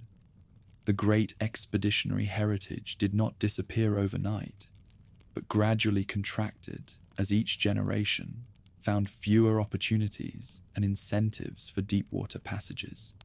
The master wayfinders, who had once commanded fleets capable of crossing thousands of miles of open water, found themselves reduced to coastal pilots, their vast knowledge of celestial guidance becoming irrelevant in a world where journeys rarely extended beyond the visible horizon. As opportunities to apply their knowledge dwindled, the traditions that had shaped expert navigators started to fade. Young men who might once have spent decades learning the subtle arts of wayfinding were instead directed toward activities that seemed more relevant to the changing conditions of Pacific life. The elaborate apprenticeship systems that had preserved navigational knowledge for centuries could not survive when there were no longer regular opportunities to practice and test this knowledge in real voyaging situations. Once hubs of wide-reaching coordination, ceremonial centers gradually turned their attention to local matters. The mare complexes of Tahiti and the heiau platforms of Hawaii continued to serve religious and political functions, but their influence no longer extended across the vast expanse as it had during the height of the expeditionary period. The festivals and gatherings that had once attracted participants from dozens of different territories became more modest affairs, drawing visitors only from nearby settlements and focusing on local rather than regional concerns. As wayfinding lost its everyday use, oral traditions shifted focus, highlighting new themes over navigational wisdom. The epic chants that had once served as technical manuals for deep-water guidance were transformed into historical narratives that celebrated past achievements rather than directing contemporary journeys. The star maps that master wayfinders had memorized with such precision became poetic metaphors, their practical meanings preserved only in increasingly abbreviated forms that captured the romance of the voyaging age while losing its technical substance. As long-distance ties faded, genealogical narratives narrowed to chart local affiliations and territorial rights. The kinship networks that had provided the social framework for region-wide trade and communication gradually fragmented into smaller, more localized units, as contact between distant groups became sporadic and then ceased entirely. The political implications of these changes were enormous, as chiefs could no longer rely on distant allies for support, and had to concentrate their attention on maintaining control over more limited territories. By 1500, the transformation was largely complete. The vast expanse had become a realm of isolated settlements, rather than a maritime highway connecting related peoples. The great expeditionary heritage that had enabled the settlement of the world's largest body of water was preserved only in memory and ritual, its practical applications relegated to increasingly rare coastal journeys and interterritorial trade within limited regions. The silence that settled over the waters during this period was not just the absence of craft, but the end of a way of life that had defined these maritime peoples for over a millennium.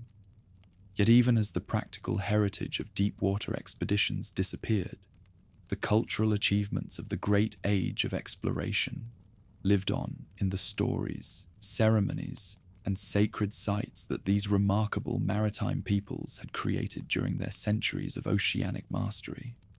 The Moai of Easter Island continued their eternal watch over empty seas, while the mare of Tahiti preserved the memory of times when the vast expanse had been a single realm united by the courage and skill of wayfinders who had dared to make the waters their home.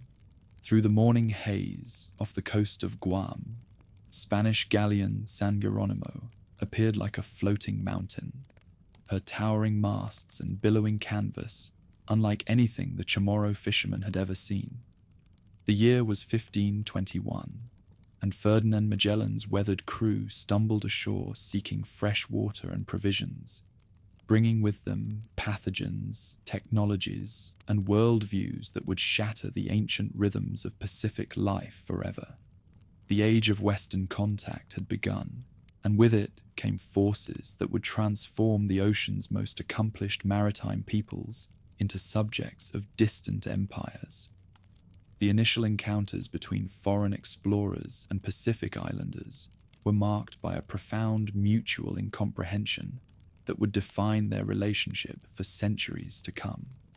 The Spanish sailors, exhausted by months at sea and ravaged by scurvy, could barely comprehend the sophisticated seamanship they witnessed among peoples they dismissed as primitive savages. The sight of outrigger canoes moving with impossible grace through conditions that challenged their massive galleon filled them with wonder, tinged by imperial arrogance. For the islanders, these strange visitors represented something beyond their cosmological framework. The enormous wooden structures that had materialized from the horizon carried pale-skinned beings who possessed metal tools, fire weapons, and animals unlike anything in their experience. The horses, cattle, and pigs that foreign expeditions brought with them seemed like creatures from another world, while the invaders themselves appeared to be spirits or gods from distant realms whose intentions remained incomprehensible and threatening. From the moment they met, the impact was both brutal and irreversible. Foreign pathogens, to which Pacific populations had no immunity, began their grim work within days of first encounter. Smallpox, measles, influenza, and typhus spread through island communities with horrifying speed, killing not just individuals, but entire lineages that had preserved specialized wisdom for generations. The demographic catastrophe that followed was so severe that some communities lost 90% of their population within a few decades of Western arrival. Spanish domination of the Western Pacific proceeded with the brutal efficiency that had characterized their conquest of the Americas. The encomienda system, which granted Spanish colonists control over indigenous labor and tribute, was extended to Pacific territories, with devastating consequences for ancestral society. The complex social hierarchies that had evolved over centuries to support long-distance expeditions were dismantled and replaced with imperial administration that served foreign rather than indigenous interests. Through the Manila galleons, the Pacific was recast from a sea of native exchange into one dominated by Spanish shipping and foreign commerce. The massive ships that carried silver from the Americas to Asia had no use for ancestral maritime wisdom, relying instead on Western charts, instruments, and sailing techniques that ignored the sophisticated environmental awareness that had made Pacific exploration possible. Dutch expansion during the 17th century brought different but equally disruptive influences to Pacific societies.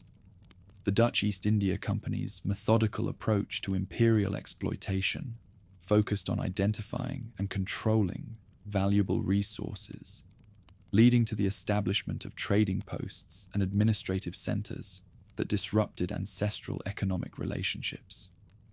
The company's policies actively discouraged indigenous seafaring activities that might interfere with Dutch commercial monopolies or challenge imperial authority.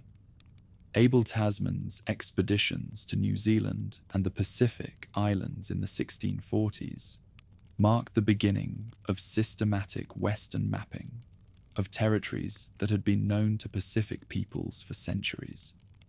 The charts that Tasman created reflected foreign geographical concepts that divided the ocean into territorial claims and commercial zones, replacing the relational understanding of space that had guided ancestral guidance with abstract mathematical coordinates that had no connection to lived experience or cultural meaning. The first systematic documentation of Pacific maritime skills came through the observations of Captain James Cook during his 3 expeditions between 1768 and 1779.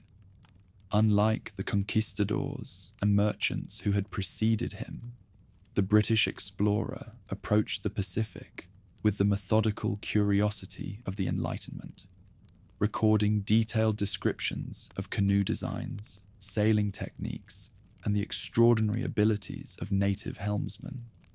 His journals contain some of the earliest Western attempts to understand the sophisticated systems that enabled Pacific peoples to navigate across vast distances without instruments. Tupaya, the Tahitian master navigator, left a lasting impression on the captain, his deep knowledge of the ocean confronting and redefining outside assumptions. This remarkable individual possessed an understanding of Pacific geography that encompassed an area larger than the Mediterranean, carrying in his memory the locations of dozens of islands scattered across thousands of miles of open water. His mastery represented the culmination of centuries of accumulated wisdom, encoded in oral heritage that had no equivalent in Western science. When the British captain invited the Tahitian wayfinder to join his expedition as a guide and interpreter, the islander demonstrated skills that left the foreign crew astounded. Without consulting any charts or instruments, he could indicate the direction and approximate distance to islands throughout the Central Pacific, drawing maps from memory that accurately depicted relationships between land masses separated by hundreds of miles of ocean. His expertise extended from the Marquesas in the east to Samoa in the west, encompassing a maritime realm that dwarfed anything foreigners had previously encountered. During his time on the Endeavour, the Navigator produced maps that blended Pacific and Western mapping traditions, showcasing the depth of indigenous geographic knowledge. Using foreign paper and drawing materials, he sketched charts that showed the relative positions of 74 different islands, many of which were unknown to Western science. His understanding of currents, seasonal wind patterns, and the relationships between different island groups demonstrated a sophistication that foreign navigators, dependent on their instruments and written charts, found difficult to comprehend. The Tahitians' cartographic work challenged Western assumptions about the relationship between literacy and understanding. His maps, drawn without reference to latitude and longitude, nonetheless accurately depicted spatial relationships across thousands of miles of ocean.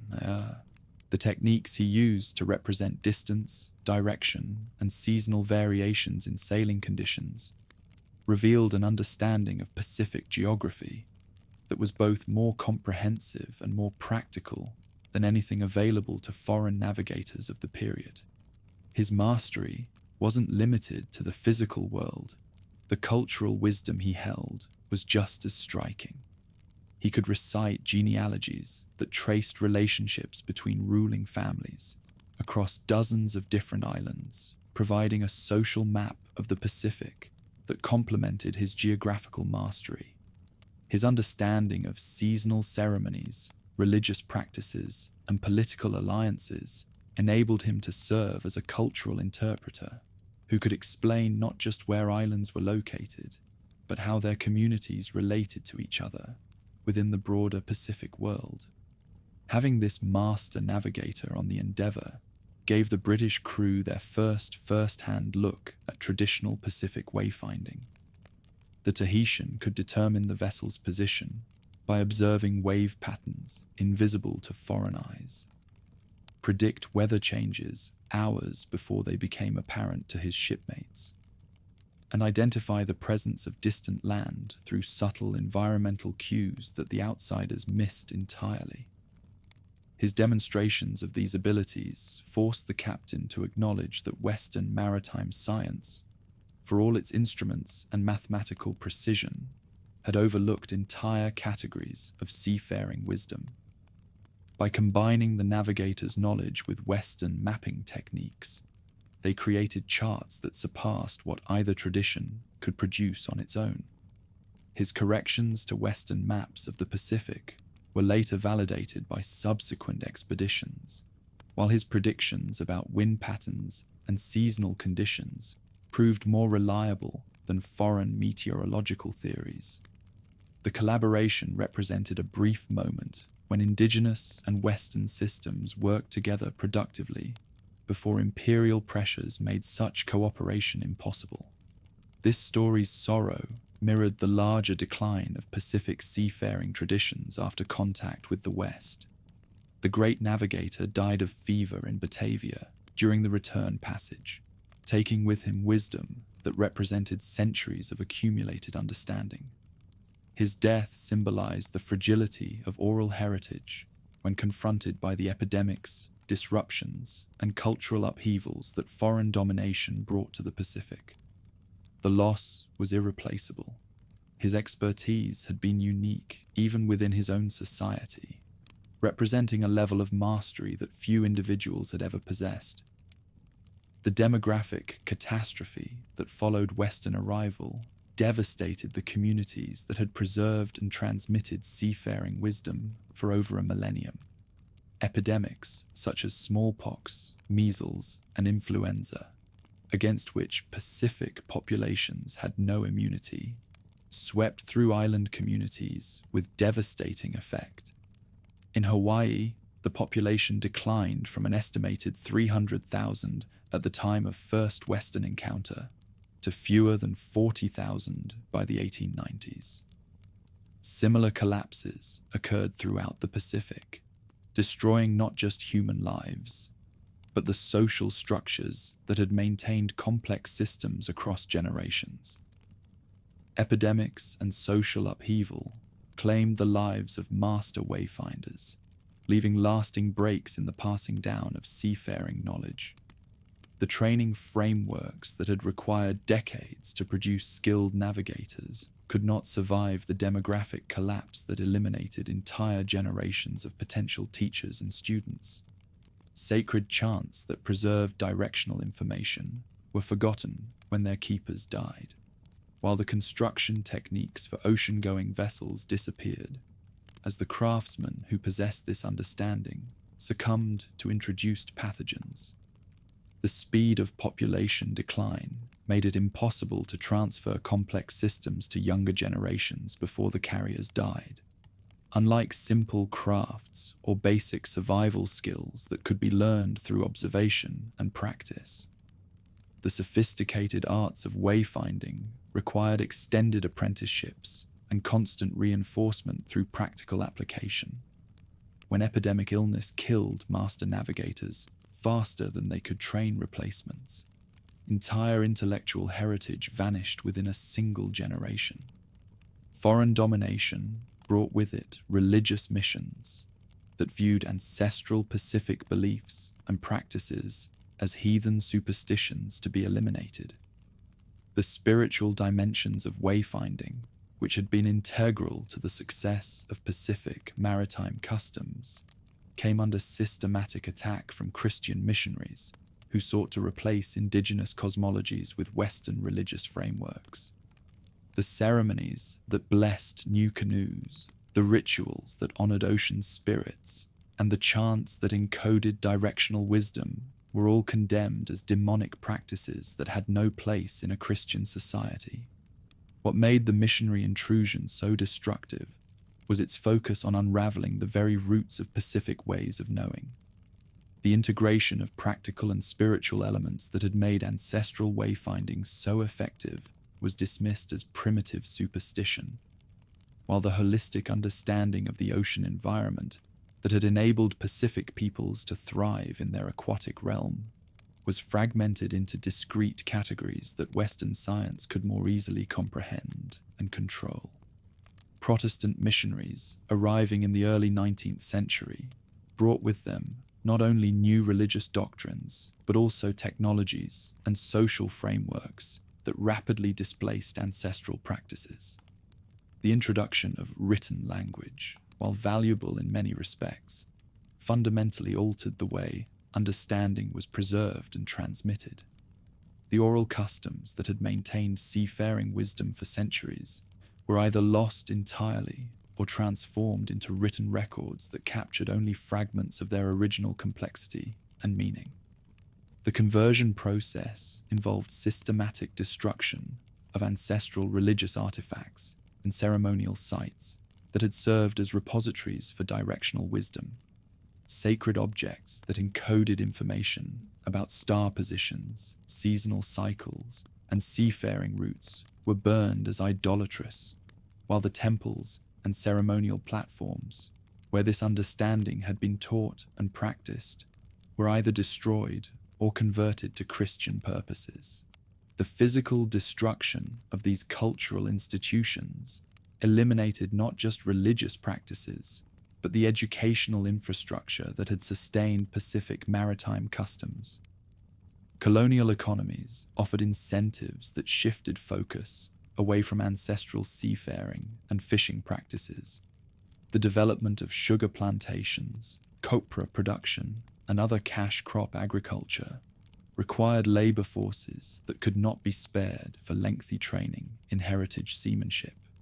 Young men who might once have spent decades learning the arts of wayfinding were instead recruited for plantation work or pressed into service aboard Western vessels, where they learned foreign sailing techniques rather than ancestral Pacific methods. Imperial plantation systems disrupted customary seasonal cycles that had governed Pacific maritime activities. The timing of expeditions had previously been coordinated with agricultural cycles, ceremonial obligations, and environmental conditions. But plantation labor demanded year-round commitment that made extended seafaring impossible. The social organization required for maintaining heritage customs could not survive when community members were bound to foreign agricultural schedules that ignored ancient rhythms of Pacific life.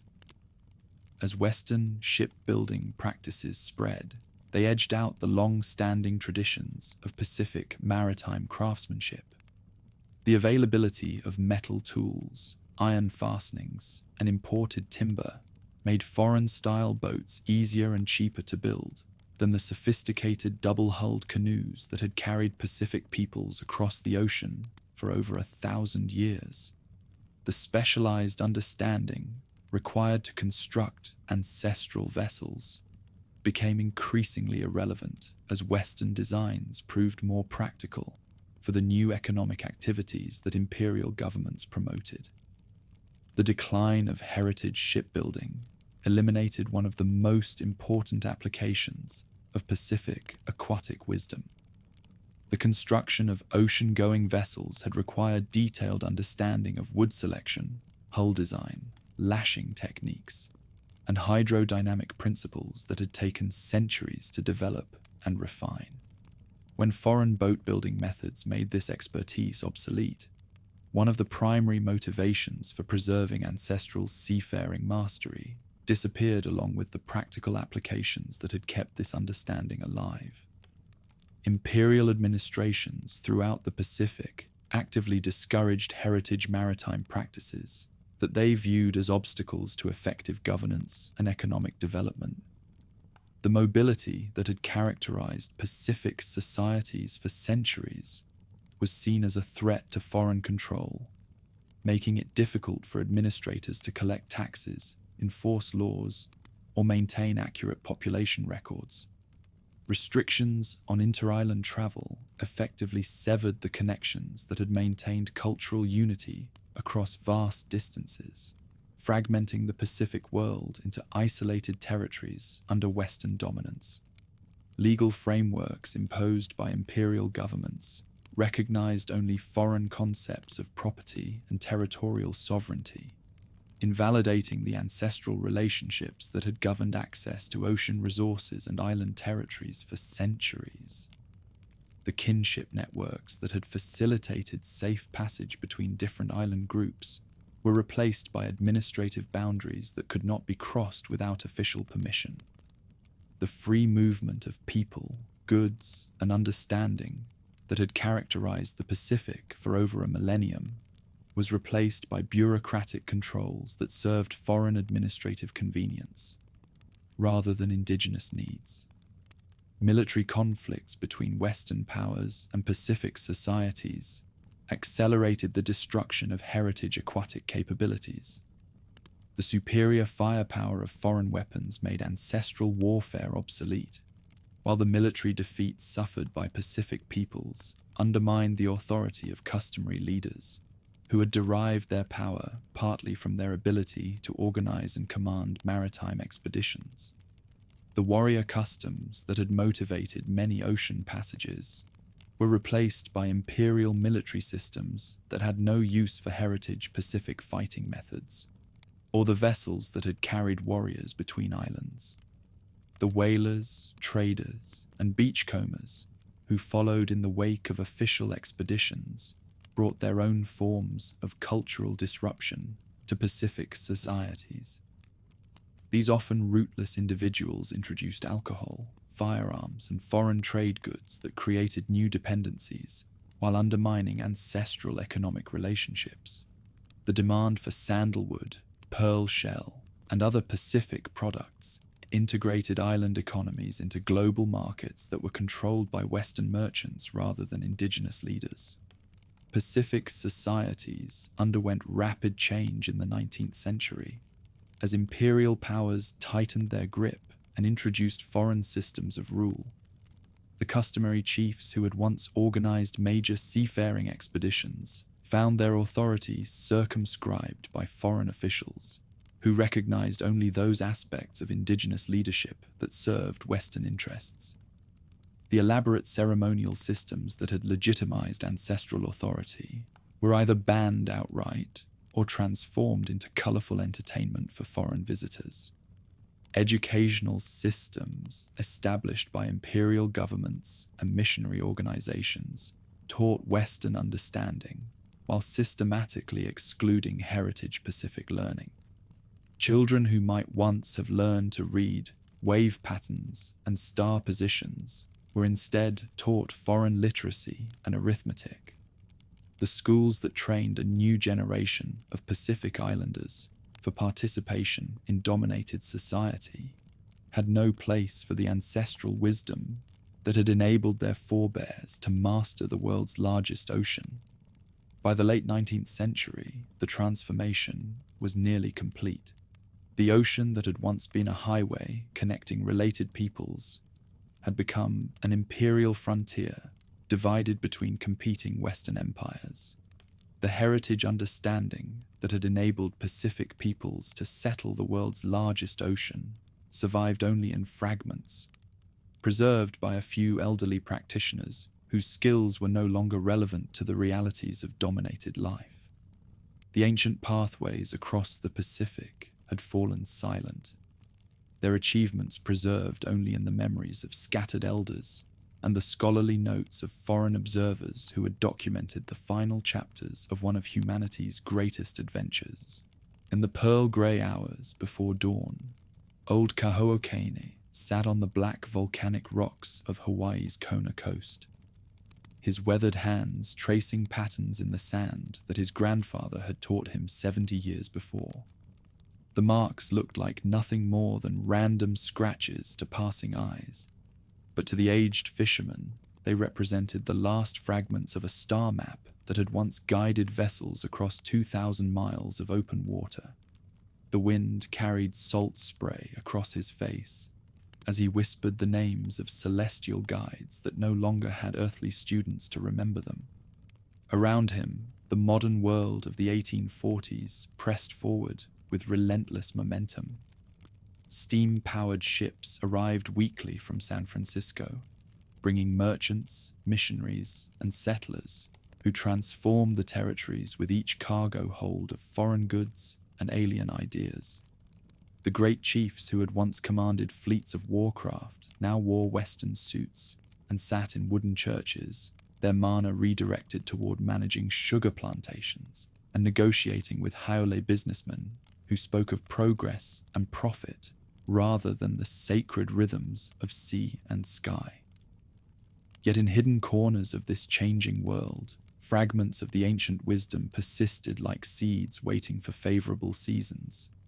Kaho'o Kane was not alone in his morning ritual. Scattered across the vast expanse, from the atolls of Micronesia to the valleys of the Marquesas, other keepers of understanding maintained their own private communion with secrets that the wider world had forgotten or dismissed as worthless superstition. On the remote atoll of Satawal, where the horizon stretched unbroken in every direction, and the sound of surf against coral provided the only counterpoint to the whisper of trade winds, a different kind of preservation was taking place. Here, where foreign influence had penetrated less deeply than in the high territories, Master Wayfinder Mao Piailug still carried within his mind the complete framework of ancestral seafaring that his forebears had refined over countless generations. Young men of this tiny coral realm still gathered around their elder in the evening hours, learning to recite the chants that encoded star positions and seasonal patterns. Their outrigger vessels, though smaller than the great expedition craft of earlier centuries, still carried crews on passages between neighboring atolls, using methods that would have been familiar to helmsmen from 1,000 years past. The techniques remained intact, not because they served any grand purpose in the modern world, but because they were woven so deeply into the fabric of daily life that their removal would have meant cultural death. The master's training had begun in childhood, following the ancient patterns that had shaped skilled wayfinders for over a millennium. He had learned to feel the subtle pulse of deep water swells through the hull of his vessel, to read the messages written in cloud formations and bird flight patterns, to find his way by stars whose names and stories connected him to an unbroken chain of seafaring ancestors. His expertise was not merely technical, but spiritual, rooted in an understanding of the waters as a living entity that demanded respect, patience, and profound humility from those who would travel its pathways. Once seen as a disadvantage, the atoll's seclusion had grown into a strength amid the widespread loss of ancestral tradition. The distance that separated this tiny coral ring from major shipping routes and foreign administrative centers had preserved a way of life that connected its people directly to their pre-contact heritage. Here, the ancient covenant between human beings and the sea remained unbroken, maintained by practitioners who understood that their understanding was precious, not for its practical applications, but for its embodiment of a relationship with the natural world that the modern age was rapidly destroying. In the scattered valleys of the Marquesas, where wild pigs roamed through the ruins of ancient temple platforms and breadfruit trees, grew untended in groves that had once fed thousands, different fragments of the seafaring heritage survived in the stories told by elderly women as they wove pandanus mats in the evening shadows. These tales, dismissed by foreign observers as primitive folklore, contained within their poetic structure detailed information about directional techniques, sailing seasons, and the characteristics of distant territories that their ancestors had discovered centuries before. The storytellers who preserved these narratives were rarely aware of the technical wisdom embedded in their entertainment. The Epic of Kahai, who followed the flight of golden plovers to discover new lands beyond the horizon, contained precise descriptions of bird migration patterns that had guided actual helmsmen to real destinations. The romance of Hi'iaka's expedition across the sea to rescue her sister's lover encoded information about seasonal wind patterns and the timing of favorable sailing conditions between different territorial groups. These stories survived because they served multiple functions within regional societies. They entertained listeners during long evenings, provided moral instruction for children, and maintained connections to ancestral achievements that gave meaning to contemporary struggles. The directional information they contained was preserved almost accidentally, protected by the narrative structures that made technical understanding memorable and the emotional resonance that made these tales worth retelling across generations.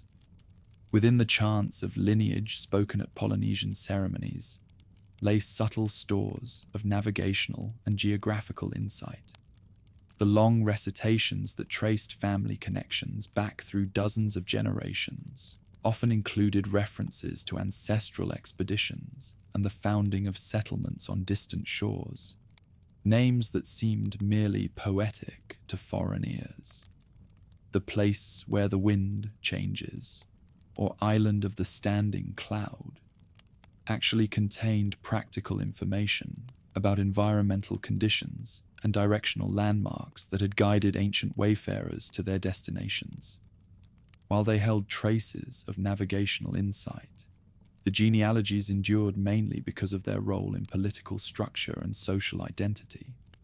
Chiefs who could demonstrate blood connections to legendary helmsmen strengthened their claims to authority and territory, while families who could trace their lineages to the original settlers of particular territories gained prestige and access to resources.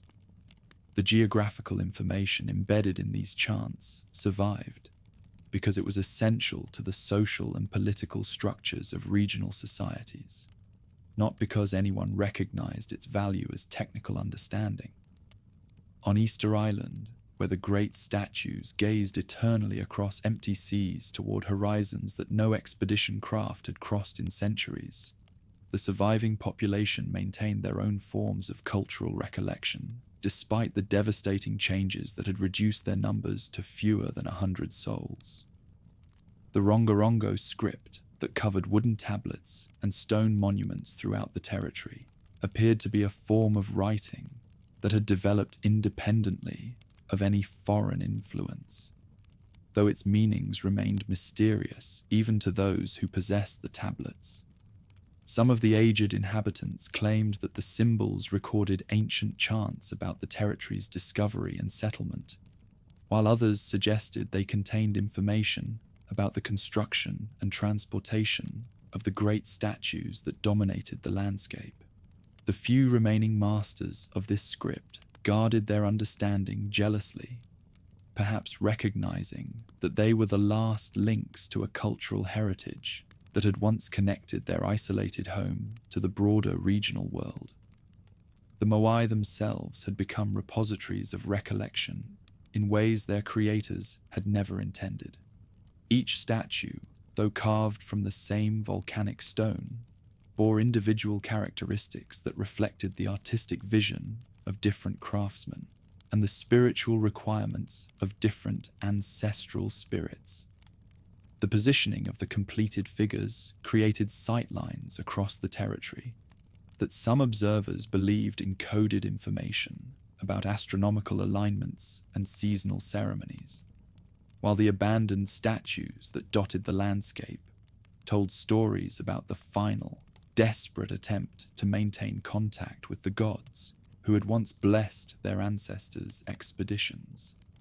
In the Society Islands, where Captain Cook had first encountered Tupaia and witnessed the heights of Polynesian directional achievement, the Great Marae of Taputapuatea continued to serve as a focal point for cultural recollection, despite the profound changes that had transformed Tahitian society.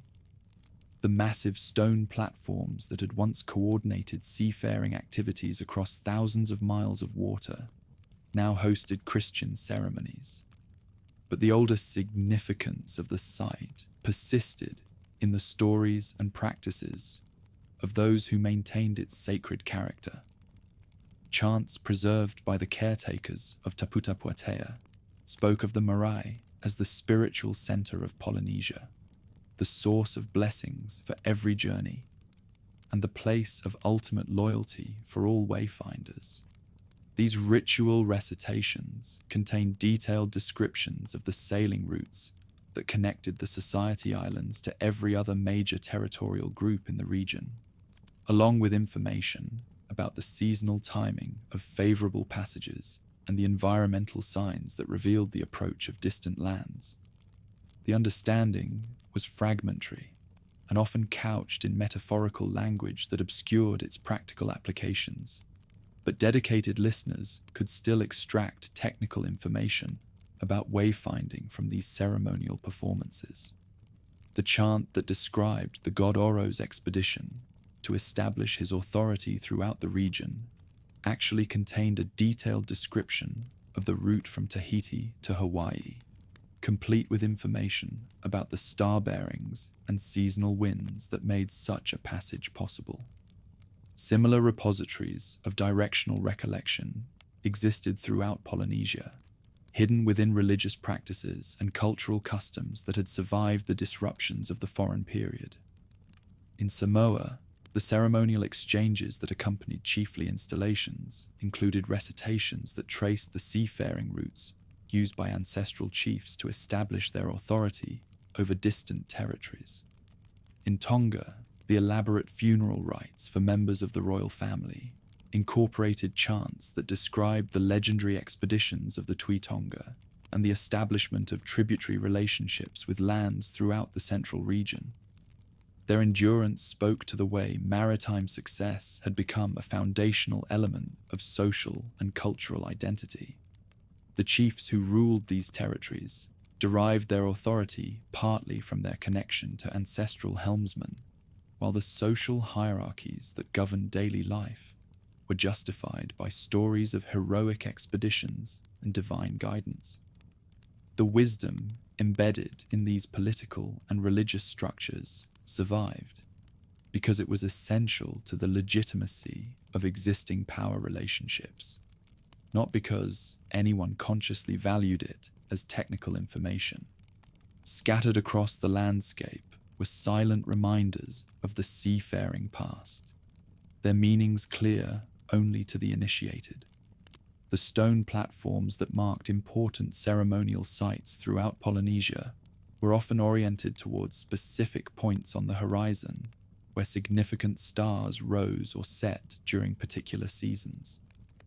The alignment of these structures encoded astronomical information that had been crucial to ancestral wayfinding, while their positioning relative to natural landmarks created sightlines that could be used to determine directions and seasonal timing. Place names across the region held quiet clues, layered with knowledge of navigation and the paths once followed across the sea. Promontories, bays, and offshore rocks often bore names that described their appearance from seaward approaches, or their usefulness as landmarks for helmsmen seeking particular harbours. Mountain peaks that could be seen from great distances were often named for their distinctive profiles, or their reliability as reference points for determining position and direction. Shared place names and common descriptive language across the region pointed to the vast reach of ancient seafaring connections.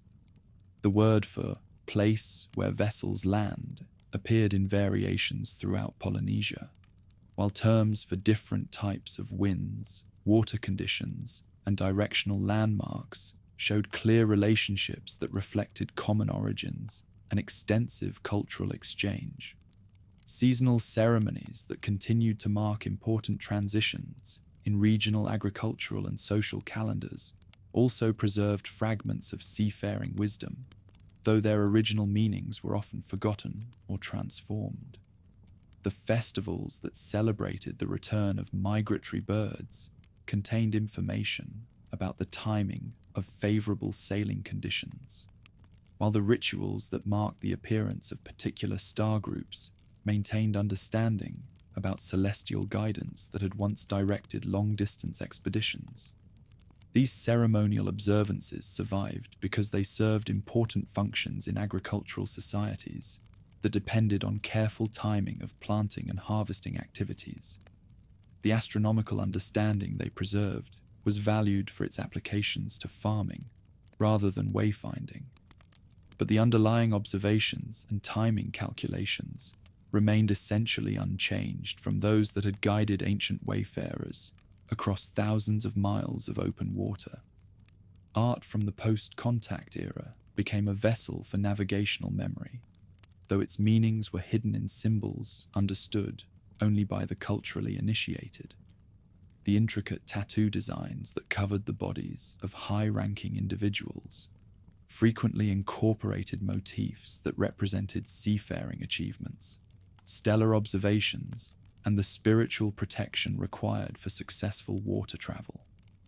The geometric patterns that decorated bark cloth, carved wooden objects, and woven mats throughout Polynesia often reflected the mathematical relationships that governed ancestral wayfinding.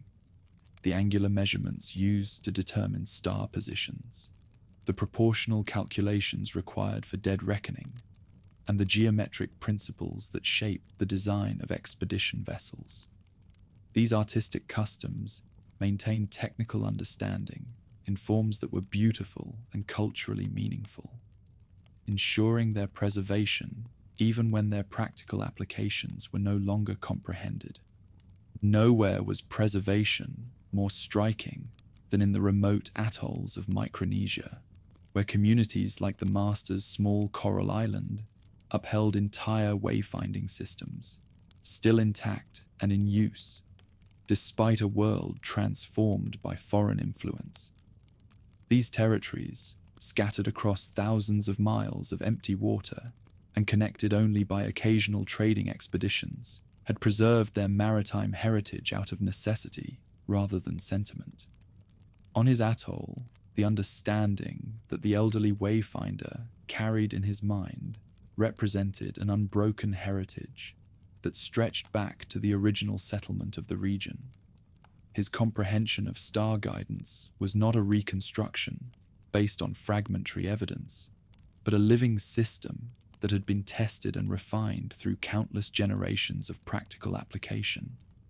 His ability to read wave patterns and interpret environmental signs reflected sensitivity, developed through lifetime training in techniques that had enabled his ancestors to find tiny specks of land in the vast waters. The preservation of this understanding on this coral ring and similar atolls represented more than mere cultural survival. It was proof that the achievements of ancient regional wayfinders had been real and magnificent, beyond the comprehension of those who had dismissed them as primitive superstition. The techniques that the old master had learned from his grandfather were the same ones that had enabled the original settlement of territories throughout Micronesia and Polynesia, and their continued effectiveness demonstrated the sophistication of the systems that foreign contact had disrupted and destroyed. Yet even on this remote atoll, the pressures of the modern world were beginning to erode the foundations of ancestral understanding. Young men who might once have spent decades learning the arts of wayfinding were increasingly drawn to opportunities in the cash economy that required different skills and offered more immediate rewards. The social structures that had supported the lengthy training required for master helmsmen were weakening as customary authority patterns gave way to new forms of leadership based on education and economic success rather than cultural expertise. It was a bitter twist, as poignant as it was painful. At the very moment when the outside world was beginning to recognize the remarkable achievements of regional maritime peoples, the conditions that had preserved and transmitted their wisdom for over a millennium were disappearing. The isolation that had protected communities like the Master's home was being broken down by improved transportation and communication, while the economic pressures of participation in global markets made customary subsistence activities seem increasingly obsolete. The elderly wayfinder understood the precarious nature of his situation. He was quite possibly the last master helmsman in the region who possessed complete understanding of ancestral techniques, and he had no certainty that anyone in the younger generation would be willing or able to undergo the lengthy training required to receive his inheritance. The wisdom that represented the culmination of humanity's greatest maritime achievement might die with him, lost forever to a world that had learned to value efficiency and standardization over the patient cultivation of human sensitivity to natural phenomena. As the trade winds carried the scent of rain across the lagoon, and the stars began their nightly dance across the regional sky, the old master performed the same rituals of observation and recollection that his ancestors had practiced for countless generations. He noted the position of familiar constellations, felt the pulse of distant swells through the coral beneath his feet, and whispered the names of territories and sailing routes that connected his tiny atoll to a world larger than any continent. Beneath the shifting surface of the sea, the echoes of the seafaring age lingered, held fast by waters that touched every edge of the world. The same stars that had guided ancient wayfinders across impossible distances continued their eternal circuits overhead, while the wind and wave patterns that had enabled the settlement of the region maintained their seasonal rhythms despite the changes that had transformed human societies throughout the area. In scattered corners of the regional world, other keepers of recollection maintained their own connections to this heritage of water mastery. The stories they told, the ceremonies they performed, and the understanding they preserved represented the scattered fragments of one of humanity's greatest achievements: the transformation of the world's largest body of water from a barrier into a highway, from an empty wilderness into a homeland that had nurtured maritime civilizations for over 1,000 years. The wind that rustled through the palm fronds carried whispers of ancient chants and half-remembered songs, while the endless rhythm of waves against coral shores marked time to the same beat that had guided expedition craft across the vast expanse when the waters had been humanity's greatest frontier. The recollection endured, patient as the sea itself, waiting for a time when the world might once again have need of the wisdom that had made ordinary human beings into masters of wind and wave, finders of impossible distances, discoverers of hidden worlds scattered like jewels across the vast blue heart of the region that had once been their undisputed realm. And in that enduring recollection lay proof of something beyond the reach of conquering empires or the passage of centuries, that human courage, skill, and understanding could transform the most challenging environment on Earth into a highway of connection, a realm where the impossible became routine and the vast became intimate through the patient application of wisdom earned across generations of patient observation and daring application. The great age of exploration had ended, but its spirit lived on in the wind and waves, in the eternal dance of stars overhead, and in the hearts of those who remembered when the sea had been humanity's greatest teacher and most generous friend.